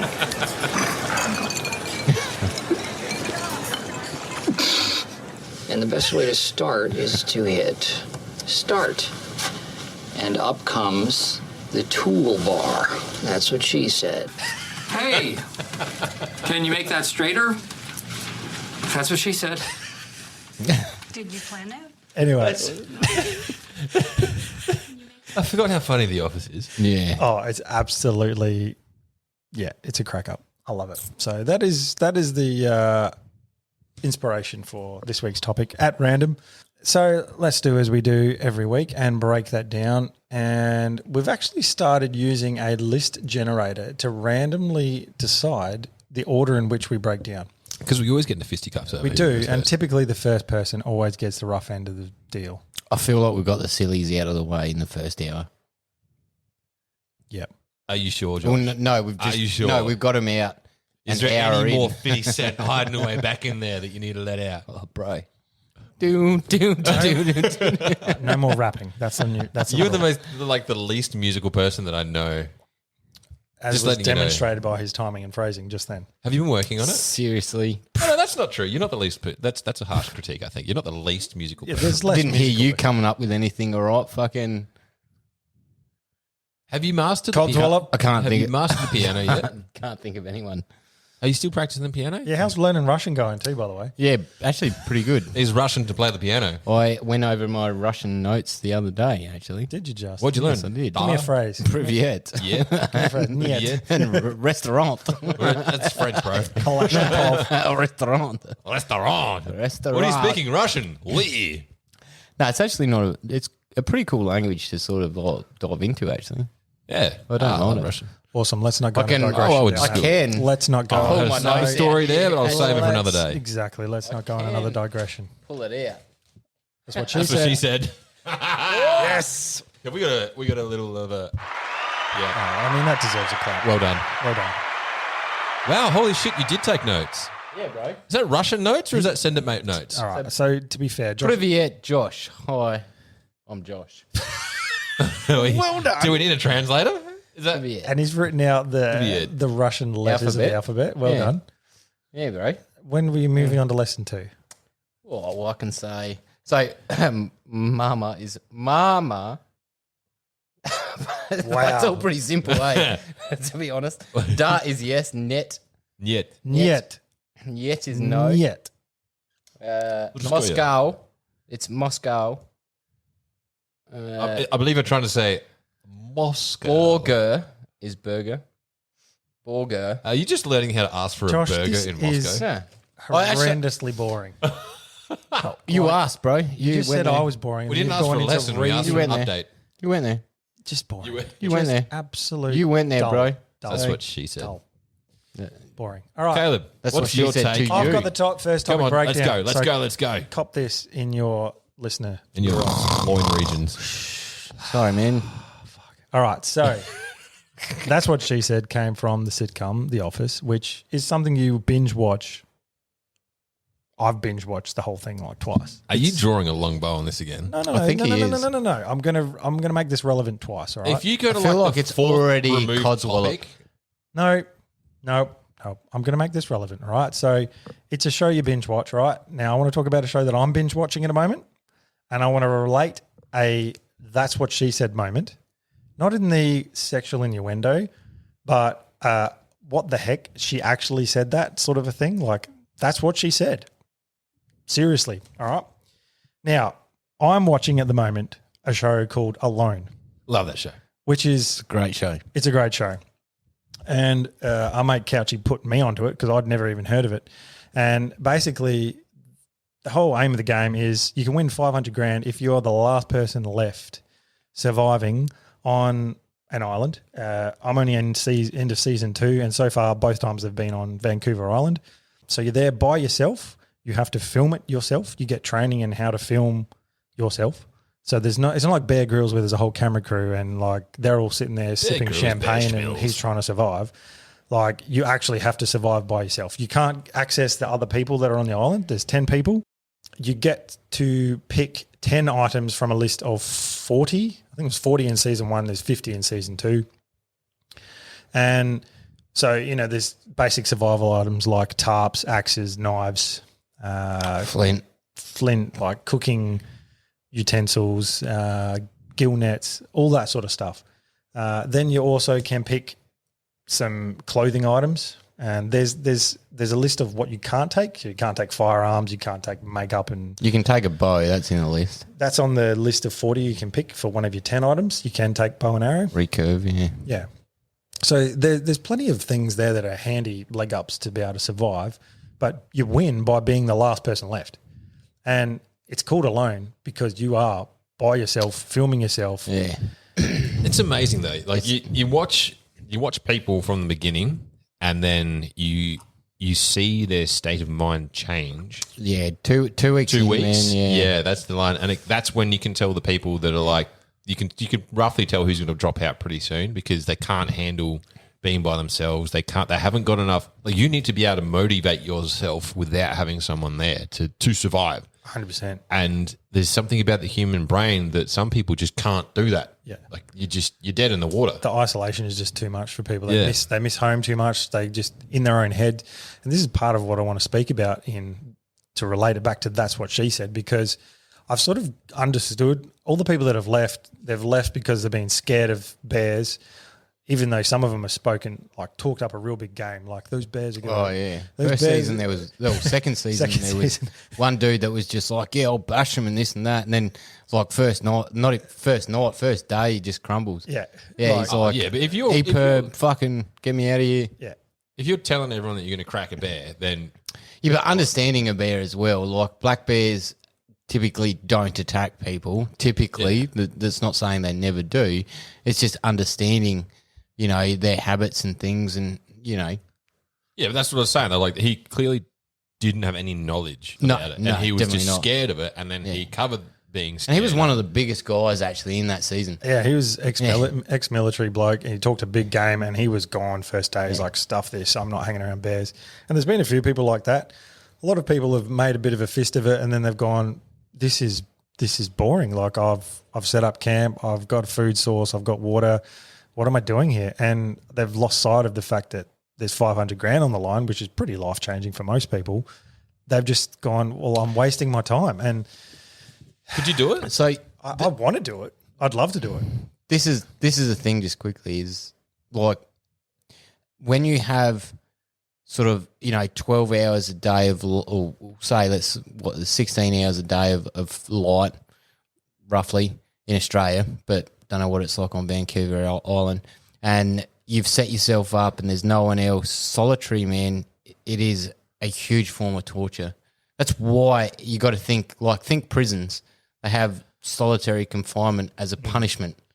That's a punishment. I like being by myself. Yeah, but you think that now, when you're in that for an extended period of time beyond your control. Yeah. I think there's a certain understanding of the human psyche that needs to come into understanding with that, which is there's certain there's that whole spectrum of people that like being around people, don't like being introverted, extroverted, that sort of thing. Like everyone craves community. So if you don't have community, then that's going against the grain of what it is to be a human. But there's certain levels of exposure to community that people are comfortable with.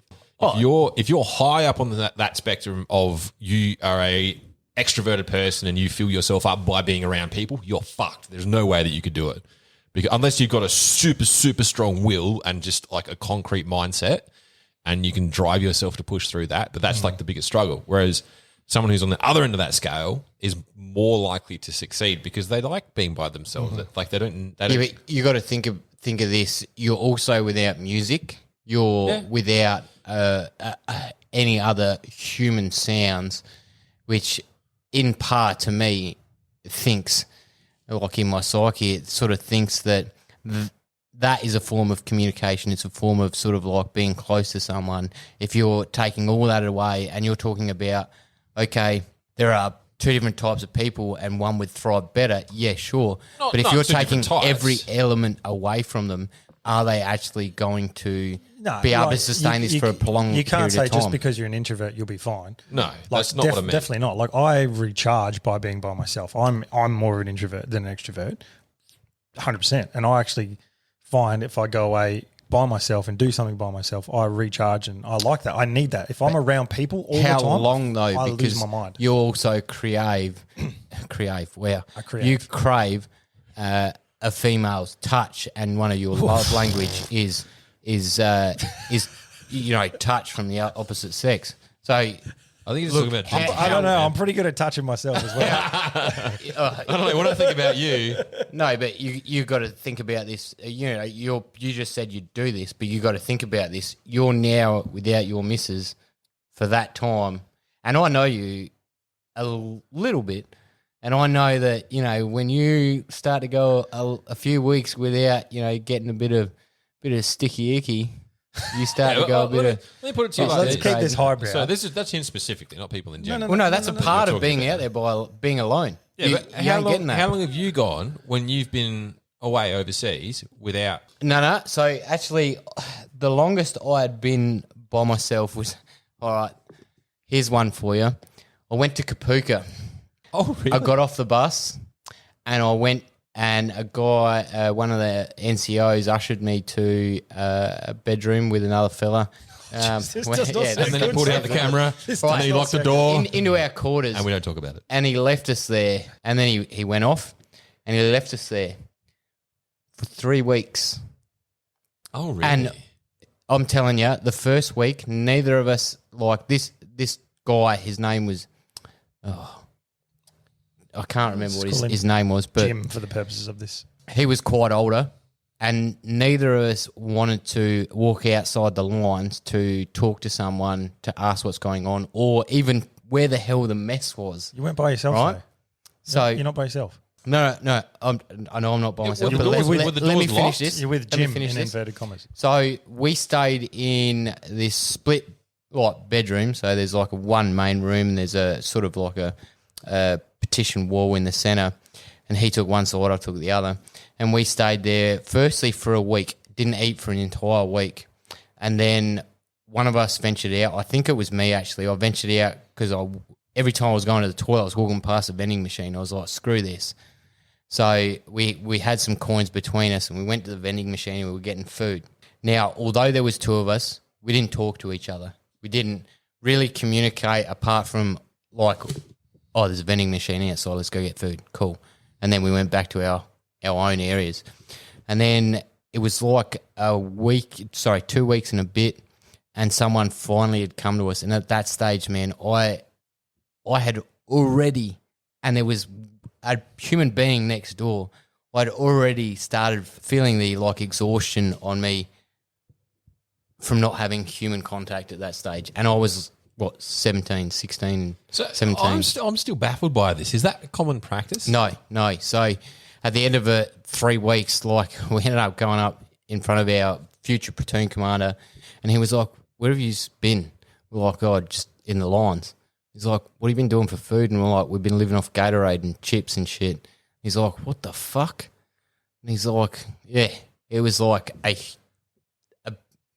okay, in the grand scheme of things, it wasn't a big deal, but it was a big deal at the time. And they're like, fuck, like shit. So they forgot about you and you didn't speak up. I don't No, know. because you got to realize you don't understand when you march into Kapuka, it's fucked. Like it's this. There's people there, but yet it looks like there's no motherfucker there, and it like because you already go in knowing that there's rank structure. You're like, and there's rules and regulations. You're like, what can I do? What can't I do? Like, fuck, like what am I allowed to do? That was the hardest part because it's like we weren't allowed to even enhance our style of living. We were just stuck in these 2 rooms, and it was just out of sheer desperation that we were like, oh, there's a vending machine. Let's go get fucking chips and a drink. What did Jim say to you? Did he say stay here until someone comes and gets you or something? No, we were both at the start. We were both like, nah, let's just stay here. Someone will get us. They obviously know about us. And then like you write a bit of time out, so a few days or whatever, and you're like, fuck, this is weird. And he's, obviously you come like you speak to each other and you're like, surely they haven't forgot about us. You go through that sort of stage, and then then it just sort of so we were just like, oh, you weren't given a directive. You were just literally shown where you're living, and then it wasn't even the same accommodation building either. So I think they had put us in this other accommodation, like set of accommodation that wasn't being used like at all, like because there's like series of buildings, and they'll have like 1 platoon, 2 platoon, 3 platoon, and none of them were being used at all. So there wasn't like there was a sister platoon or another platoon in this series of buildings that were being utilised. So it was no one. So no one was even going there. It was just like nothing. You didn't think on like after 24 hours to go find someone? No, once again, as I was saying, because there's these rules and you know that there's these rules and sort of directives that you've got to follow, and you know you're sort of like nobody. You're like, and once again, you also think that because it's such a large organisation, you think that how they could possibly forget about it, they couldn't. Because it's a large organisation, you're like, that's how they forget about you. So it's not like going into a corporate world where your voice matters. You're shit. You're nothing. Oh, no, your voice doesn't matter. You're a piece of fucking garbage. In big corporate world, you're just a number, so you get forgotten about. But you can go and you can be like, oh, give me a pay rise. I've been working here for 5 years. You can't do that. And then they promptly tell you to get fucked. Yeah, but you can at least go do it. There's a door open. There's a physical door to walk in and talk to your manager. Sorry, but if you're put in a room without a directive, like no you don't food, get said no water. under no circumstances. Well, obviously, do the you directive talk at the start was, okay, someone will be here and come get you in a bit, and you'll. And when that bit didn't eventuate, why? Well, we weren't given a time frame, so it was just bloody like, hell would you not say anything or speak up or go? we weren't given a time frame, nor was there anyone around this immediate building. So just to walk out of a building in Kapuka, if you're not correctly dressed, marching, doing exactly what you're told, and in a formed body, that's it. You're in trouble. So neither of us were willing to take that risk in such of a big, like in a big step in the start of our career. We weren't willing to piss the wrong people off or do anything wrong. So we just suck it up and just stayed in this room. Had you gone through any exercise like this before that sort of had a precursor to that mindset? No, where it's just like a week before recruiting rang us up and said, "Oh, you're free on this date." Yeah. Oh, this is literally your like boot camp, Kapuka. Yeah, it's my very first day in the army, man. My very first 3 weeks in the army. So you were 3 weeks late starting. No, because I was early to get to Kapuka. That sounds right. So I was early to get to Kapuka. They had said, come in this date. Now it makes sense. You were there early, so they shoved you somewhere until everyone else arrived, and then they forgot to get the OG arrivals, you and Jim. Yep. Is that why you're late to everything now? I'm not late to everything now, but I'm fashionably on time. This is the most bizarre story I've ever heard. I can't believe we've never heard this before. You sat in a room for 3 weeks. 3 weeks? Yeah, man. Yeah. And I got to tell you, that was that was the very first time that I had sort of any sort of isolation, and that in itself was probably the hardest. Do you know what? Like, if we bring this back around to like the Alone series that we're referencing, I think that's a little bit different than being forgotten about, because you're there for a purpose. You're there for a purpose. That's the other thing, and you've hit the nail on the head. You have a mission state.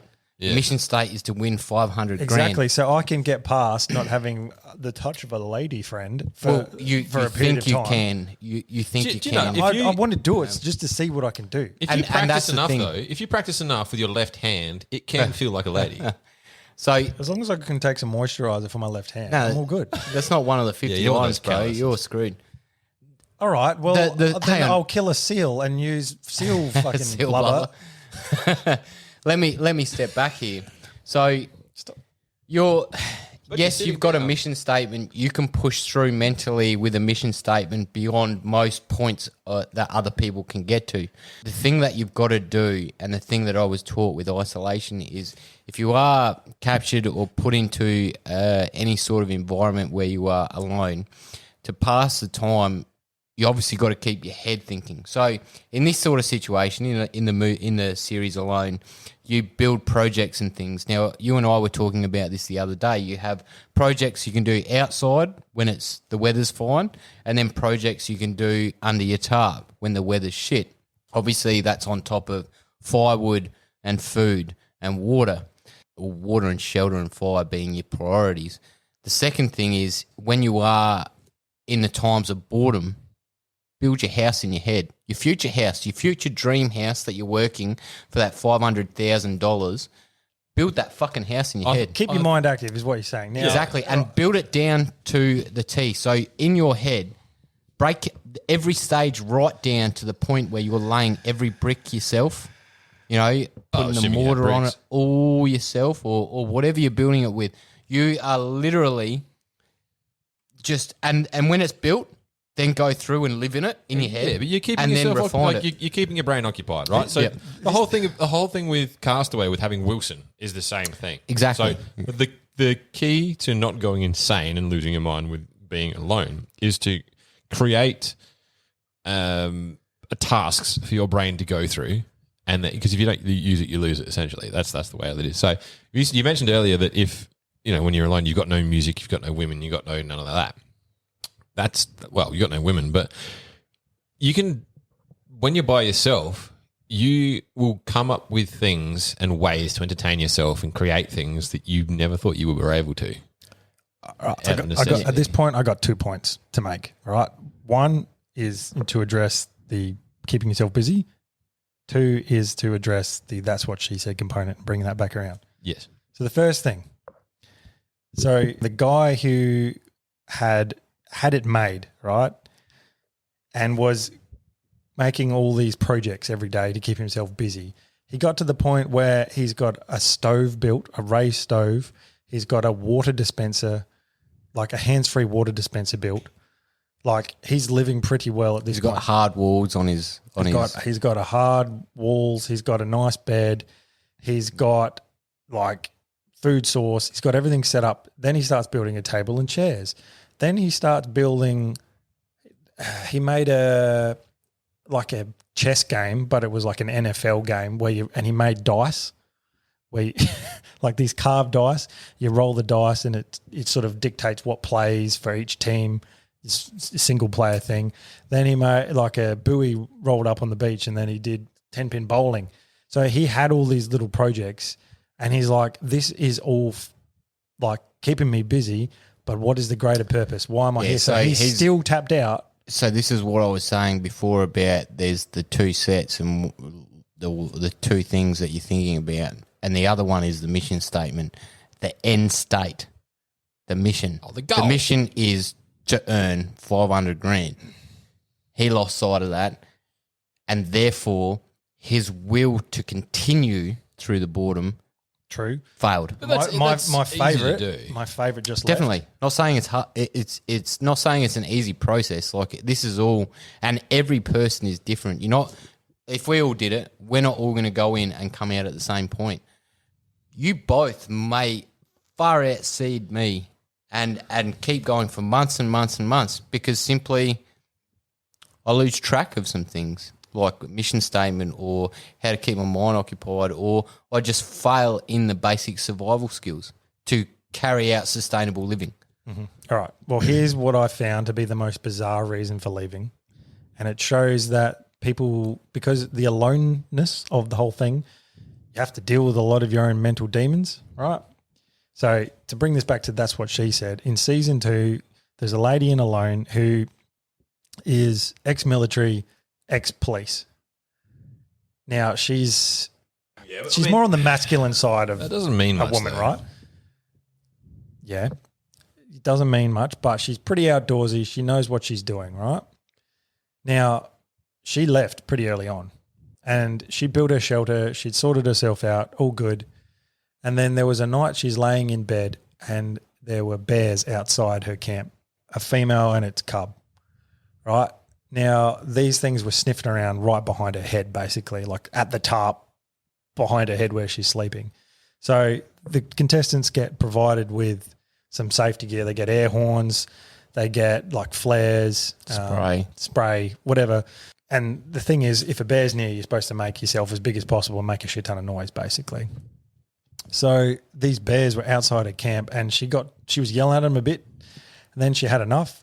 She got her horn, she got her flares, she got outside of her tent, she got aggressive and she basically told them to take a hike.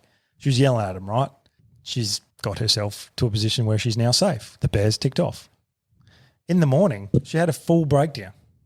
This is what I found the most bizarre reason for someone leaving, because she's battling her own mental demons and she's gone, when I was faced with adversity, my aggressive side came out and I swore to myself I would never be aggressive like that again. Oh, that's what she said? That's what she said. Wow. And that's why she said, I'm going to leave at this point, because she was so upset with herself that her default mode in adversity was to get aggressive. And I'm sitting That's there going, fight or flight though, isn't it? yeah. That's why I was going, all right, maybe there's been a situation in her life in the military or as a police officer where she's been too aggressive to maybe it was a child. She was most cut up about the fact it was a cub, a mother and a cub, and she got really aggressive. But I'm sitting there going, this is a situation where they could attack you and kill you potentially. Yeah, that's a bit of nurture, like the No, that's the logical versus emotional And I'm mindset, like, which women nurture typically and tend to nature lean and towards, I nurture. think. And yeah, she's just, all she did was get out of her sleeping bag, walk outside her tent, yell at these bears and chuck a flare. Yeah. Yeah, look, I dare say there would have been a high dump of adrenaline at this point as well, and she may have taken till morning or in her sleep come down and then in the morning gone, oh, crap, what did I do? She may not have remembered I think it's guilt. some of it. I think it's pure guilt. Like she's got more of a fight reflex than a flight reflex, and she feels guilty for it. That's the other thing, yeah, 100%. And then because I mean, aggression and masculinity has been absolutely destroyed in today's society. It's frowned upon. So if you have that as a go-to response, which is an instinctual response, and you're being told by, I mean, if this is American, she's American, yeah. Well, there you go. So a police officer in America, and you're having a fight response to a fight or flight situation where you're told that sort of attitude is frowned upon, especially if you're in a certain state. I can see how she would see that as her. It's that whole wanting an acceptance from the community that she's in, and then that would play on her mind because she's going against what the community is telling her is appropriate. It sounded like it was a bit more personal than that. Like she'd been really working on herself. Like she mag dumped a gangster rapper. Yeah, like in her past, she'd been overly aggressive with someone, and I think it was that possibly might be a it child. as well. I mean, it's sort of in the same strain where she's feeling guilty about having a natural response without understanding that is the instinctual natural response. If there's ever going to be a time to be aggressive and get something to fuck off, it'd be when a bear's a. See, this is where it's not about the bear. This is where we all forget as humans how ruthless nature is, and it's fucking oath, it's man. I'm going to drop it here. It's a fucking bear. It's a bear. It's like stab that thing in the head if you need to. Meanwhile, though, on the same season, there's another lady who I quite like as well. Yeah, she's killing it. She makes her own medicine and whatever, and she set up her gill net. She set it up purposely where bears go fishing for salmon. Yeah, that makes sense. So she's like, well, there must be there. fish there. I'm going to set my gill net up there. And she basically She lives with the bears. She basically lives with the bears. The only time she hasn't fucked with them is when the lone male is there by himself, and that's when most bear attacks happen. But when so the she's mother lit and the up. cub's there, she's sort of just hanging around the background, goes, checks her gill Well, net. she is legit a hard woman, man. Yeah. Like she's like her structure. It's not like a hard like a building or anything like that, but she's insulated it. Yeah. She's Smart. found this bit of tin and she's put it right against her cooking fire, and obviously it keeps her warm inside her tent as well. So it deflects a bit of heat and keeps the wind off. She's actually my favourite. Smart cookie. I think. Yeah. Yeah. The guy that had built the hard cabin, like a log cabin almost, he sort of bailed, and like he was my favourite because he was so ingenuitive. But then he's like the solitary confinement just got to him and he just bailed. Or the boredom, one of the two. Anyway, so that was all my point was. I gotta ask, that's the most bizarre way I've seen someone how leave. long, and we got to do this in relation to where we live. We live in a fucking desert. So how long do you think you could do? How long do you think you could live in somewhere like Black Rock? Assuming that you're able to provide the standard food and water. No. You just dropped out there. There's as no in- wells, no rain So tanks. it's not or about anything. it's not a time frame. It's how long do you think your survival skills will be able to? So you're just you're taken in, dropped in, and there is nothing. You got nothing you but got? what you're carrying. What have you got? What are you carrying? Just the clothes on your back, your knife, your saw, your axe, maybe a bow, whatever water you can maybe a carry. bow. Well, That's what it. we should do Medical actually kit. is come back to this at a later date on another episode and actually go through the list of items Yeah. that they get to pick from and Let's state do what it. we would pick for our 10 items. Yeah. I think that would be an interesting exercise to see how what we would take the same and what we would Yeah. take differently. Yeah. No, let's do that. It's going to happen. Cool. Well, I reckon we should. Cool. Let's keep moving. Brian, what do you got? No, I actually like this topic. Yeah, it's a good topic. I could keep So going. I That's why I said let's come back to it. No, but you just like time constraint. You're like camp mum. You ready? Drop us a beat. No more rapping. No, you're like camp mum. We're on track for the record length of episode. Let's just keep it shiny. Let's keep it relevant. So with I mean, my take on that's what she says, more of a literal, not the joking. And my first thought was, what did your missus's? What's the plural for Mrs.? Mrs. Your women folk. You women folk. What was your women folks' reaction have you, first of all, two questions that I want to start with. Have you invited your partners out for a full-on hunt? And what did she say? Oh, I can go straight into this. Yeah, bloody oath will happen. And she'll do it, but she said she doesn't know if she could pull the trigger. And I have said to her, I said, look, your first time you pull your trigger, you're gonna remember it forever, and you're gonna go through a range of motions in a matter of seconds. Emotions. I was going to say, the only motion you're doing is... you won't comprehend because the range of emotions happen so quick. I mean, it's different for everyone, though. Like, for me, I felt nothing but excitement. Like, I didn't have any range of emotion. I can guarantee there was some nervousness in yours because you actually missed your first round, man. Yeah, I missed my first one, and then I hit the second one. Yeah, and spot on. But that miss on the first one, I can guarantee it was because your heart rate was completely elevated. Because I was excited. I was just like... Yeah, but Adrenaline excitement, rush. nervousness, being able to identify certain emotions, probably not entirely your strong suit. But I could identify them, man, and I was only Well, 3 or 4 feet behind you. We're all bringing the low blows to this episode, aren't we? No, not. I'm not having You're a right. go. You're right. But I like that. I mean, granted, it wasn't the first time I'd killed an animal either. So I wasn't. When it was the first time I'd used a gun to kill an animal, but I didn't go through any sort of Remorse or guilt or anything, like, because I knew the purpose that we were there for. I knew the reason why, and I had thought about it before I did it. So it wasn't like so if someone sporadically went up to you and went, come just shoot this thing in the spur of the moment, then you, without having the chance to think about the reasoning and not a sense of justification, but understanding the reality of what it is that you're there to do, and then making the decision from there, if you've got the time, it makes a huge difference. So, and because the difference in the ways that females think compared to males as well, I think, and a lot of the females that I've spoken to, the main reaction is, I'm not sure, because they need time to think about it, and then given time, I've had a lot of women come back and say, well, actually, no, I don't think I could pull the trigger. Then you've got the whole. I think there's a, like you said, there's a level of overthinking. I think everyone should get up to the point of having something in their sights to the point of pulling the trigger. Yeah. And that's when they can make the decision whether you can pull the trigger or not. Yeah. I would disagree. I mean, yes, get to that point, yeah. I think the lead up to that would be a discussion as to the reasons. Because but I don't.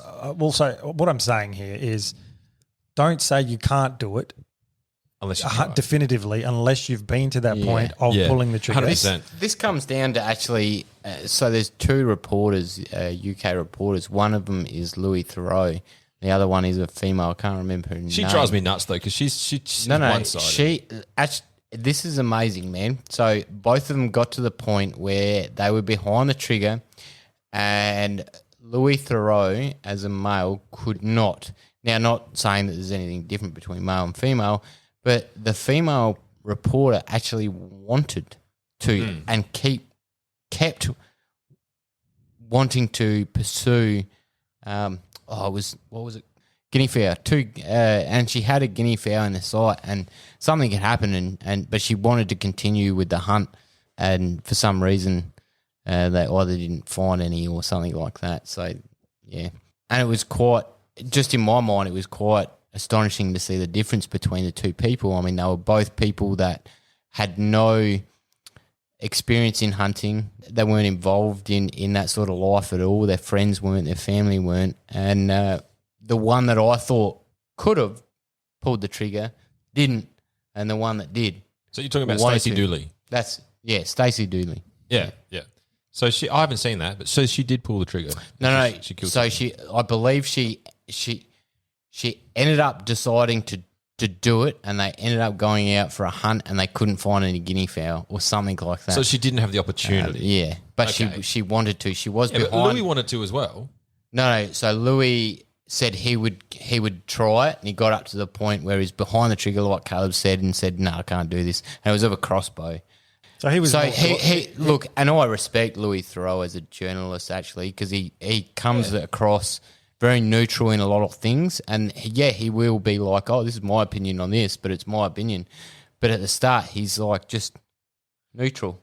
Yeah, I think that they both have a different way of reporting. Like Dooley definitely, to me, she just comes across as pointing out a already predetermined opinion, essentially, whereas Louis lets things organically do their thing. Anyway, that's beside the point. I would disagree with what you're saying, though, because Louis... That's what you do. That's what I do. That's what I do. I create the controversy. That's my job. Louis had the opportunity to get something in his sights.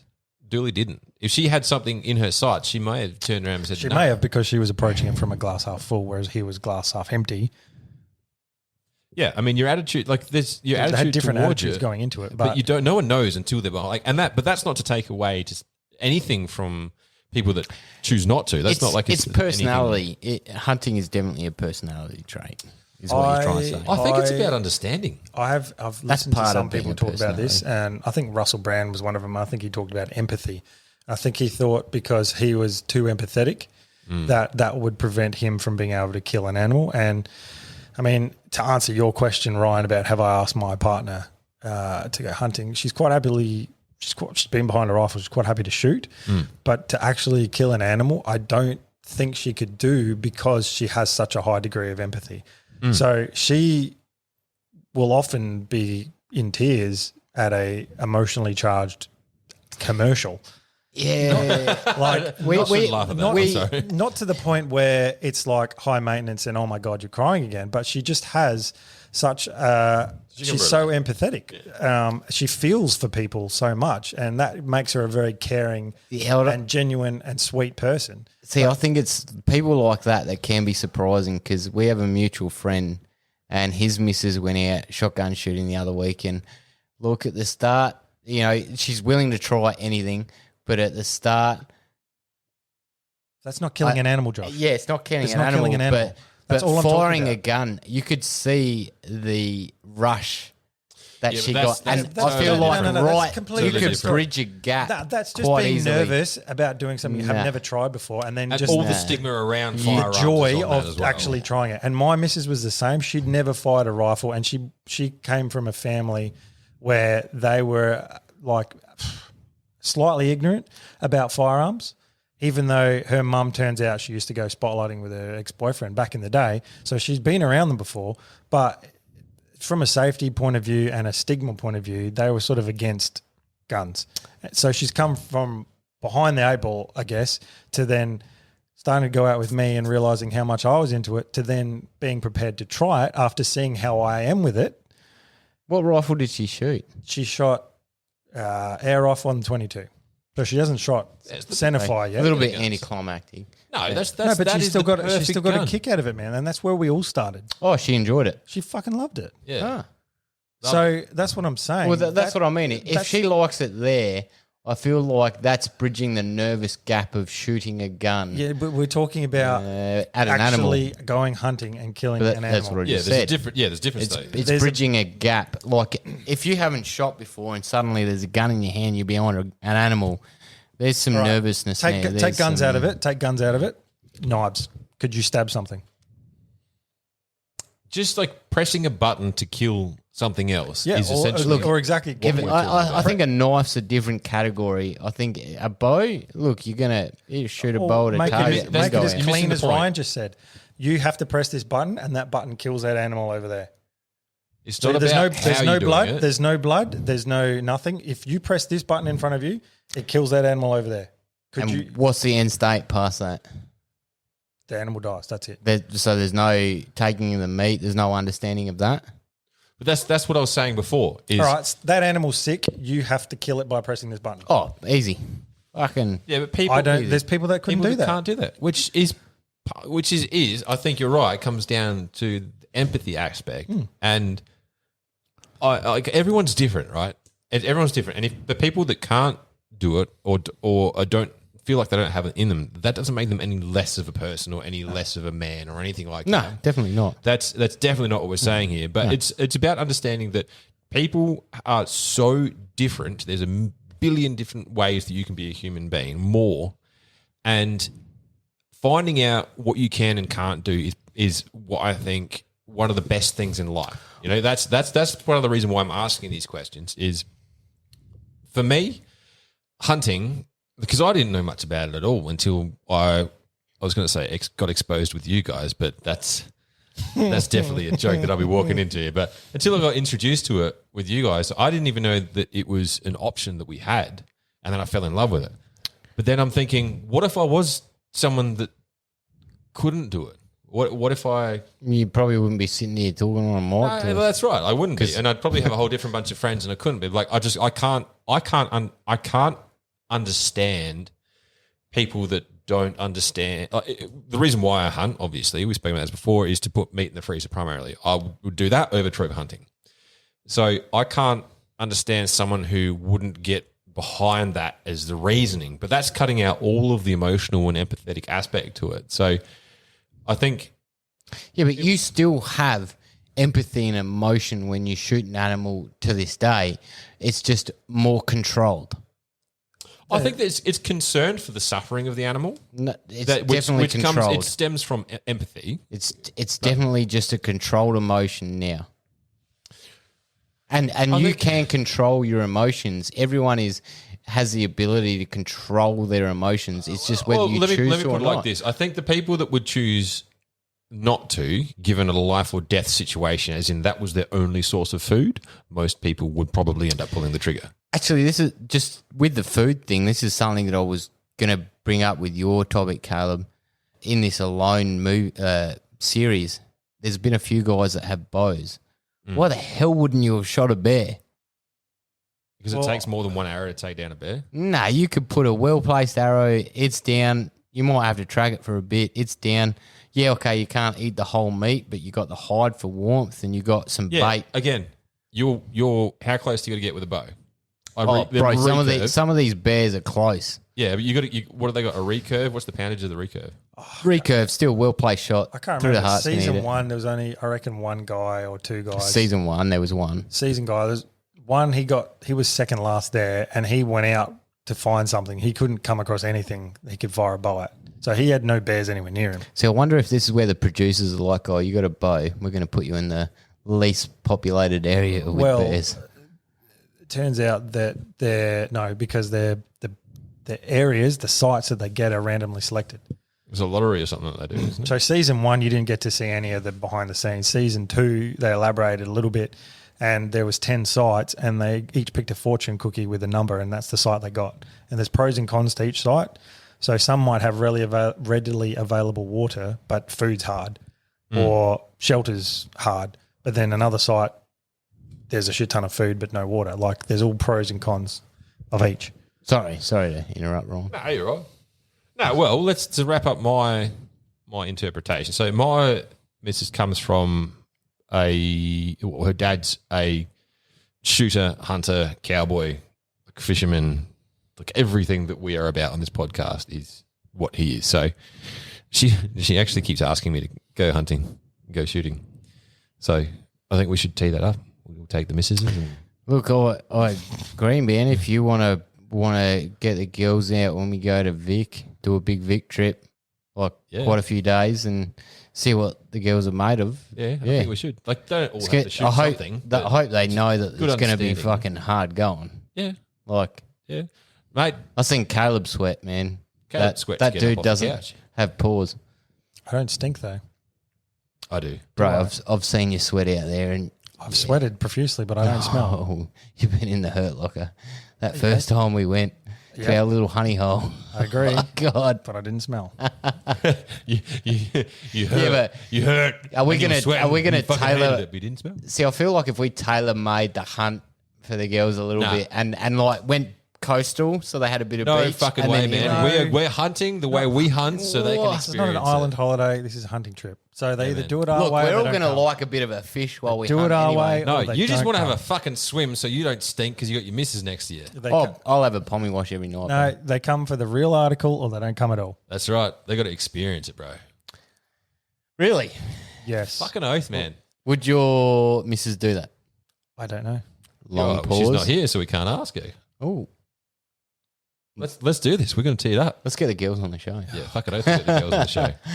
I still think we should get all of our dads to sit in for us and get our dads to do the show. Oh, God, that'll be The asleep by record button fucking wouldn't 8 even be o'clock. pressed. The record button. I think it'd be fucking hilarious. Let's spend 20 minutes trying to press go. All right, dudes. All right, Josh, what do you got? I'm going to keep it short and sharp and shiny. That's what she said. It's sharp. And when I was sort of doing a bit of thinking about this, I came up with famous female hunters and their quotes. Now, one of them you're going to know who she is, I dare say. Well, actually, both you'll know who she is because you've looked at my notes for the every time I've I slipped can't outside read that from here, sorry. for the past little while.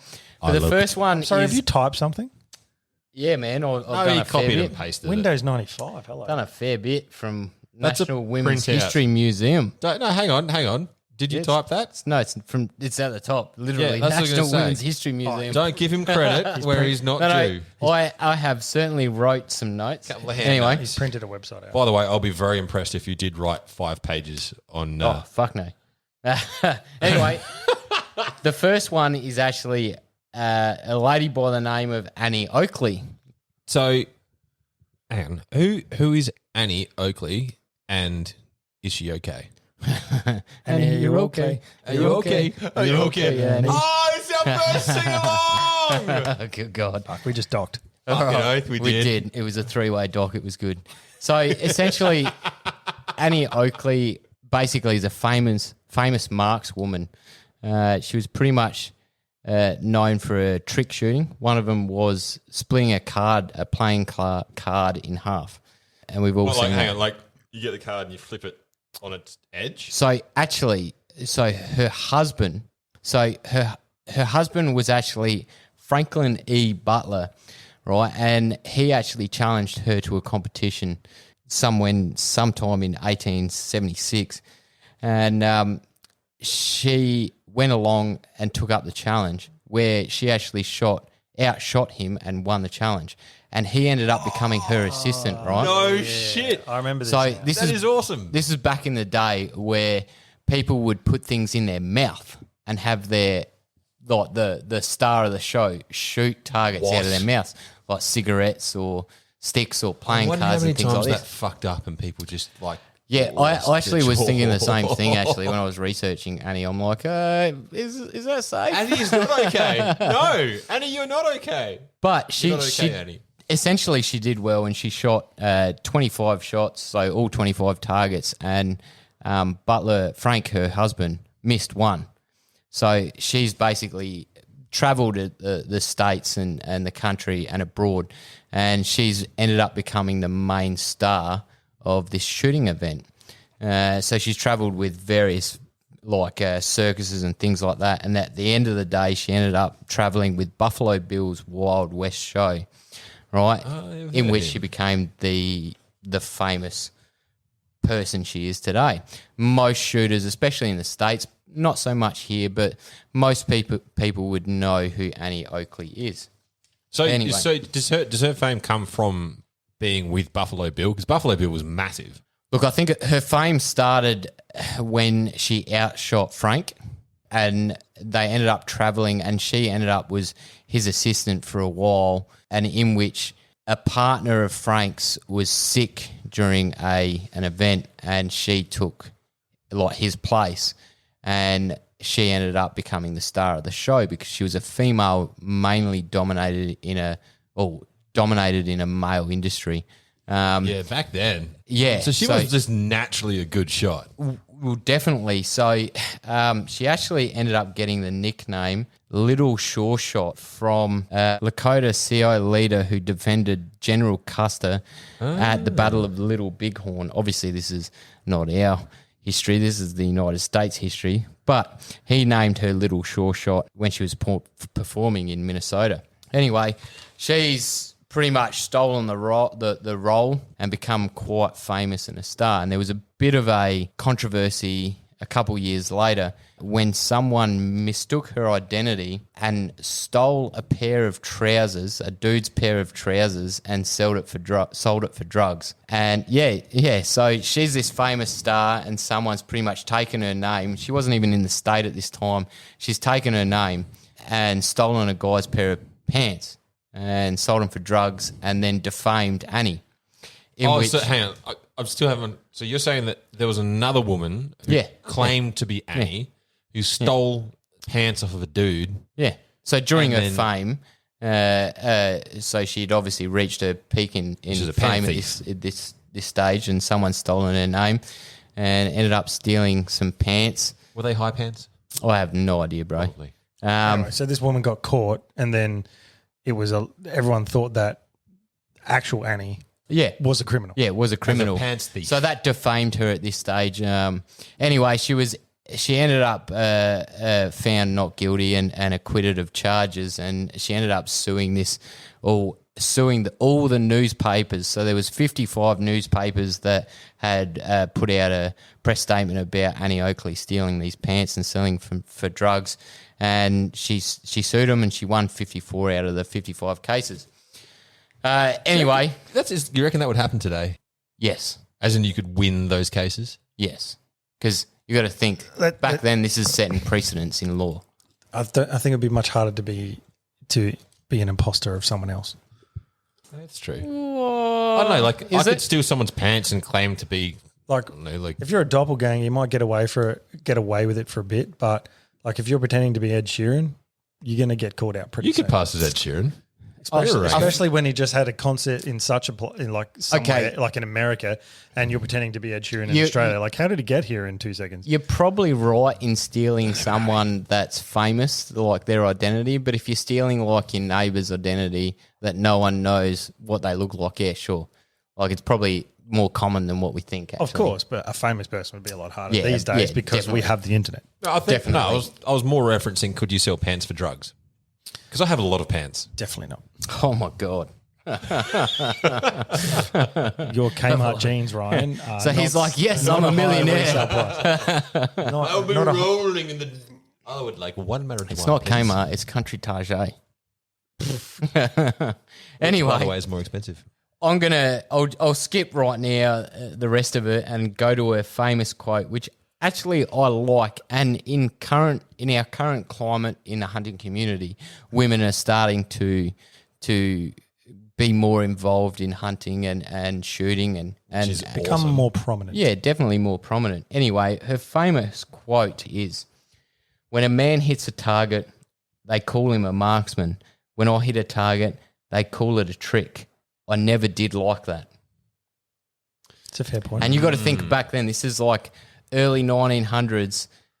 She's making this statement, in a man-dominated industry. Well, that's like the plight of the female, isn't it? Apparently that well, not apparently, and there's legitimate cases of it, but I don't know how much of that actually exists today. It's a bold statement in the day. Put it in the that day, way. yeah. It definitely is, but it certainly Fair resonates enough, right now in the fact that, women are becoming more prevalent in this industry, and they are. But I don't think anyone's ignorant enough to go, if a woman's good at shooting, then it's a trick. These days, back then I think they were, but now I don't think so. I think you just go, hey, you're a good shot. Like, yeah, man. You've got good skill. Definitely. Oh, without a doubt. There's definitely that aspect to it. But we're talking about early 1900s and the correlation with how hard it is with a woman to be involved in a male-dominated industry. And it's still male-dominated, but there is plenty of doors open and opportunity for females to take place in this. Yeah, but I think that also stems back to the conversation we were having before, where males approach the sport and especially the hunting side of it differently than typically what females do. Nature and all that kind of emotional, logical, all that is the difference between men and women, hunters, gatherers, like it's throughout the ages of the existence of the human race. Well, this is actually funny because scientists, and I quickly glanced over this, I was going to bring it to the table, but scientists actually reckon that the ratio to male and female hunter-gatherer was actually closer to 50-50. So not male-dominated hunting and females gathered. It was actually more like 50% did both. Where'd you read that? I can't quite remember, but when I was coming through, when I was researching Annie, it actually came up, and I was like, That's interesting. Is that a recent study, is it? Yeah. So archaeologists have found evidence that females, 50% of females partook in the hunt as well.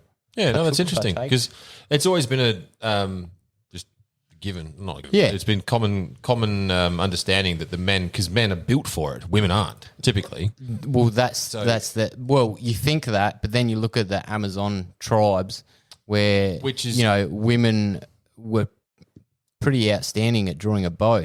They even cut their left tit off to draw back a bow properly. Amazonian women, like, they have a reputation for that. That's like the top tier of women. I'm talking about the general populace. But back then I feel like the top tier of women were the ones that survived in general. If you're involved in the hunt, that doesn't necessarily mean you were the one throwing the spear. You could have set something up along the way. You could have been a decoy. You could have thrown a net while you're like that. You are sexist, Caleb. No. But I'm saying you're not the one yes, killing they were necessarily. hunting, but they're not necessarily the one standing there stabbing a fucking woolly mammoth. Yeah, I think, and look, and that's something that I don't think we know enough about this.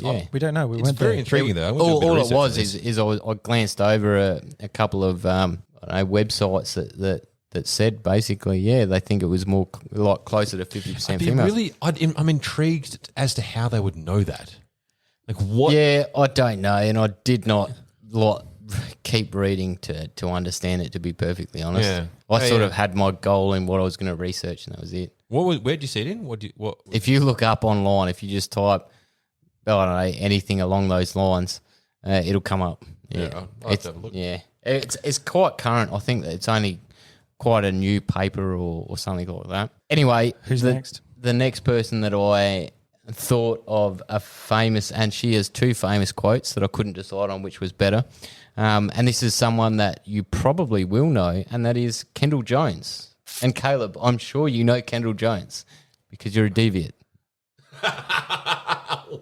What has that got to do with it? anything? Because she is a cheerleader from Texas. Is she I don't attractive? Is actually she? think she's that attractive. I don't know who Kendall Jones is. Really? Who's Kendall Jones? Okay, so she first made headlines when she posted a photo of her killing a lion in 2014-ish. Got some bells ringing. I still have. So a blonde cheerleader just- from Texas Tech. Just imagine American as fuck cheerleader type, blonde hair, like big pearly white teeth, just like was she wearing her all-American cheerleading girl. outfit while she was killing the lion? You're saying this like it's a bad thing. Was I she don't in find Not her Another Teen attractive. movie? No, like being an all-star in the States is bad. I don't find generic American type hot. So Australian bogans are more your thing? More than that, yes. Good God. Just I can identify with it a bit. Oh my God, Josh, keep talking. Oh, I will. God, like I was waiting for so long for you to bring up this topic about the homeland where I have killed so many lions in my cheerleading squad outfit. Oh my God, where is my squad right now? Her mum's Well- actually hotter. Yeah, you've seen her mum. Anyway, Stacey's mum. so essentially, the thing that drew me to I guess Kendall's blog is the fact that she had actually green hunted a rhinoceros when she was 14.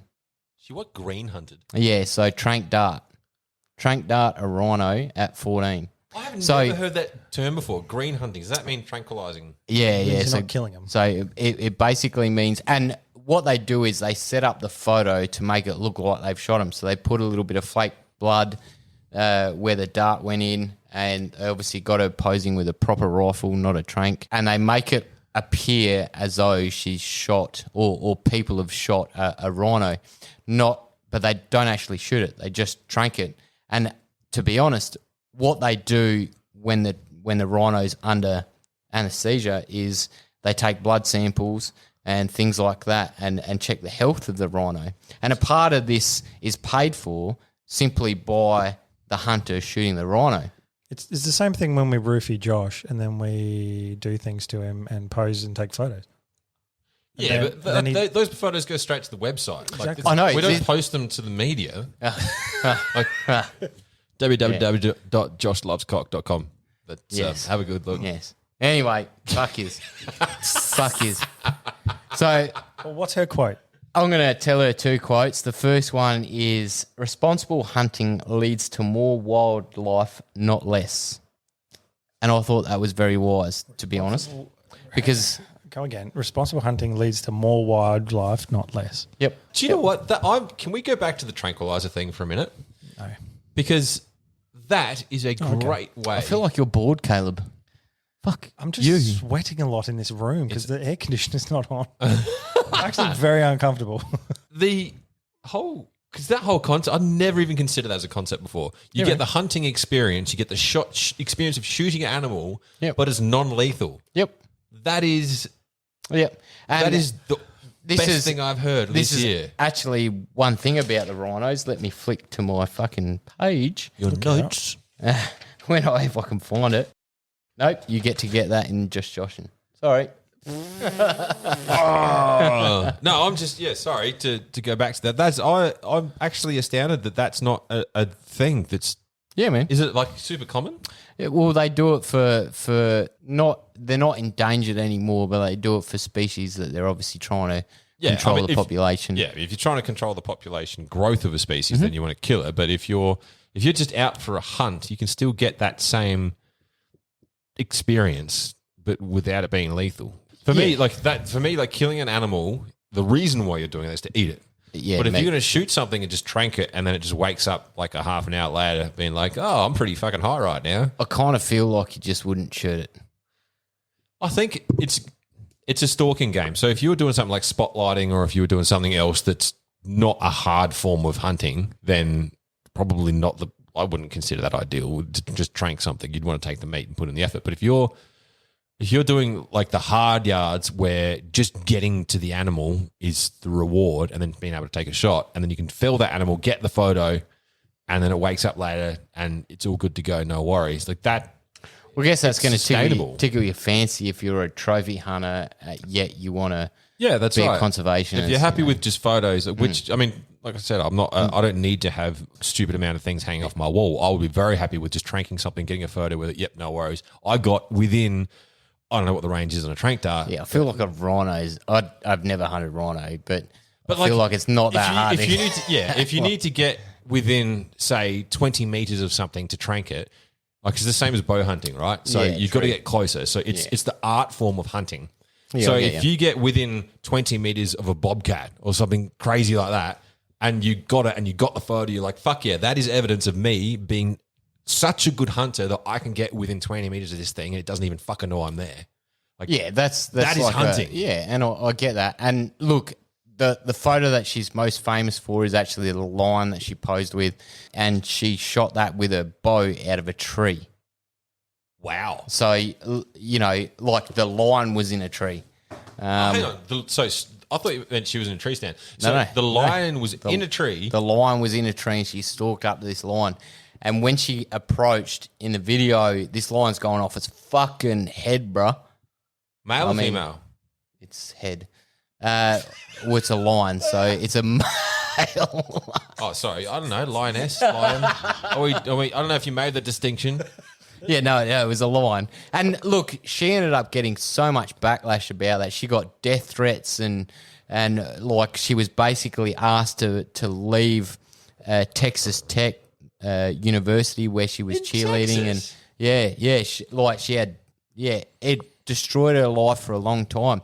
And to add on this, soon after, her father actually died in a car crash.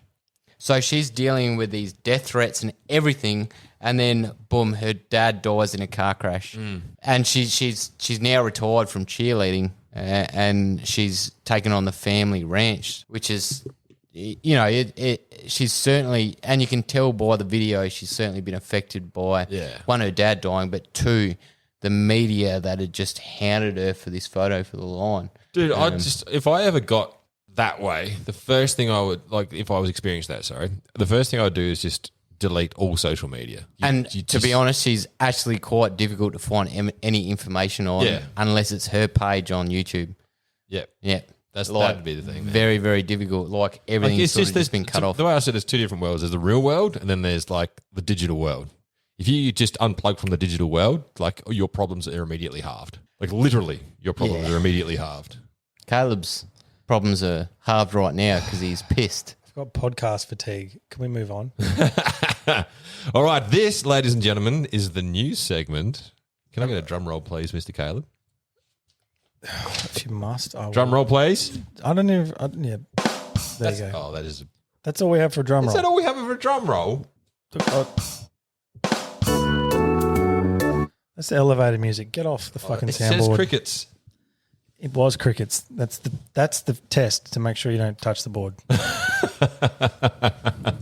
This is just joshing. I'm going to josh you with some facts tonight. And I'm going to josh all over your faces. Hit me with your rhythm stick, buddy.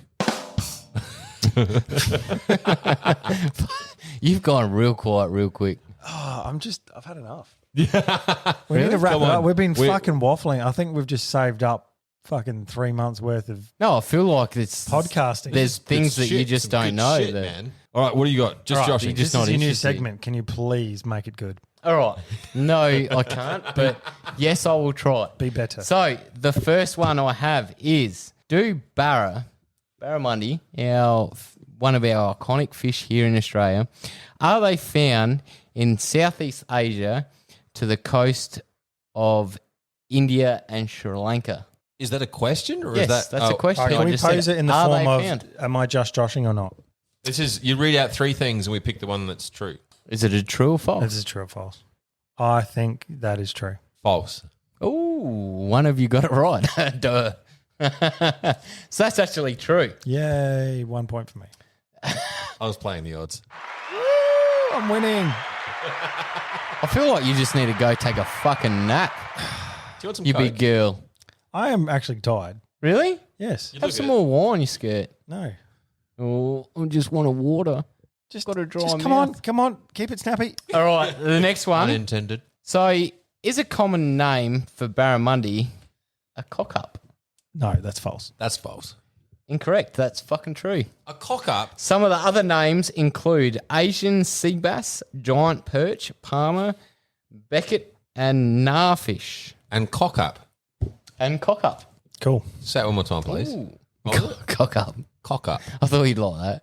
Actually. How is that? How is it a name for a fish? They're called cock-up. It's like some bloke on the jet. He's like, I don't know, what is this? Is that a fish? And then he's like, old Bluey down behind him goes, nah, mate, that's a fucking cock up. Is this verified information? It's just something you heard on a fucking Darwin jetty.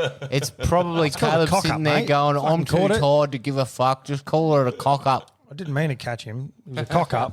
Cock up. No, it wasn't. It was a barramundi. Nah, I didn't mean it. It was a cock up. All right, we'll go on to the next one. Thank you. Are southern white rhinos endangered? Wow. No. In jail. In jail. Yeah, What'd you are they in say? jail? Yeah, it's because they're white, bro. Would you Yeah. say? In jail. Endangered. Endangered. Racist. Southern white rhino. No. I feel like this is a trick question. No, they're not.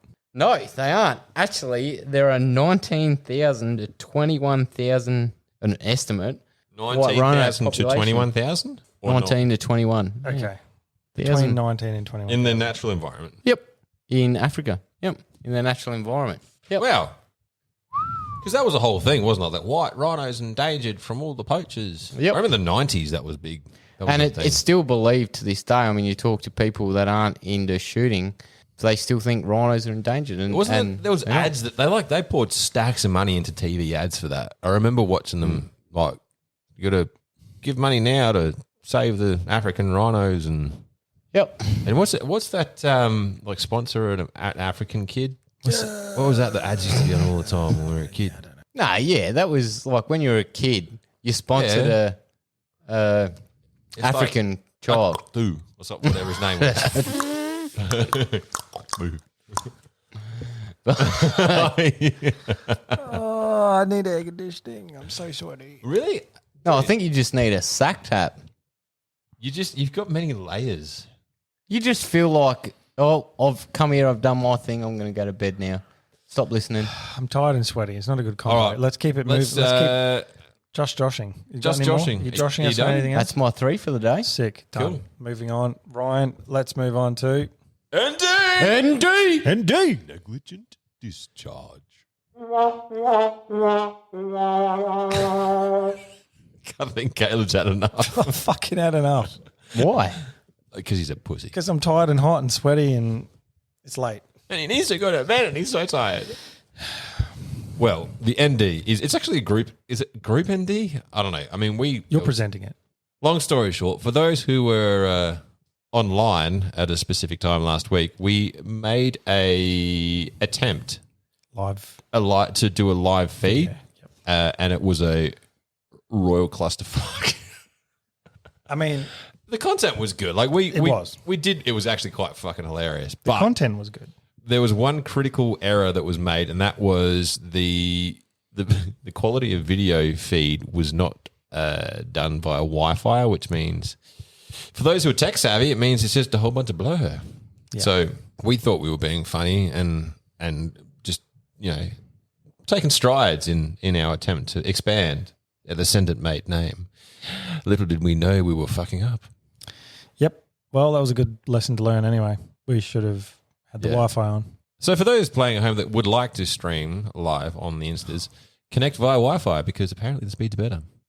I'm sorry, I'm just wowed at Caleb's You're sudden downturn. not even trying anymore. Yeah. You're just like, I just don't even want to fucking be here, man. He's like, I have so much editing to do this podcast. This is screwed. Well, not only is it the longest podcast we've recorded, I need to edit a shit ton of it. And I'm just basting in my own fucking juices because this. It is room our first so- podcast. Yeah, I peaked Let's early, base wow. together. I am disappointed. I am. You've got no follow through. We You're are. right. You're right. You could never be alone. This on an is island. like this is why the reason of our video last week didn't take. Actually, on the contrary, because- Ryan, I want to be alone right now.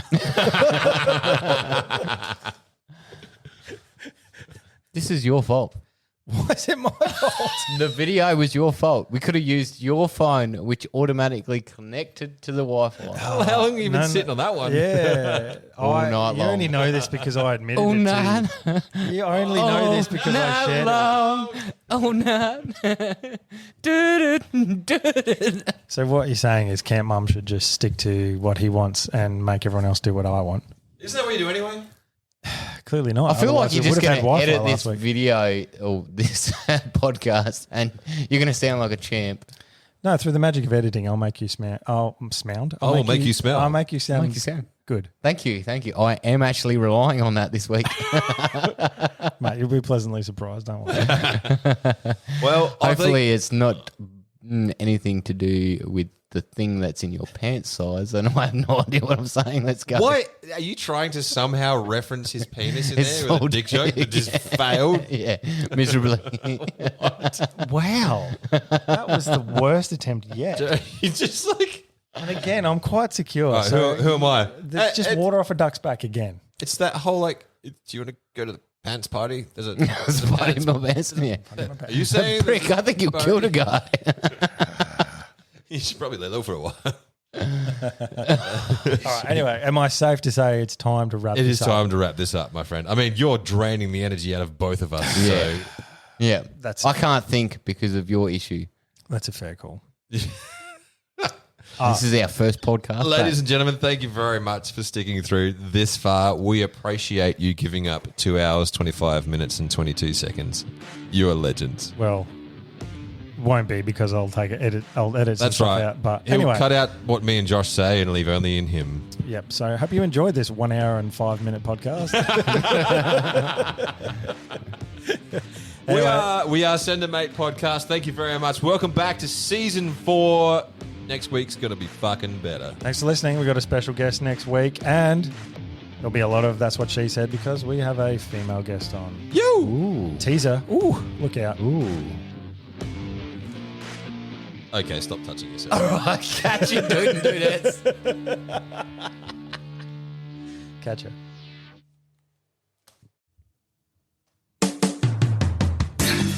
G'day, dude and dudettes. Josh here.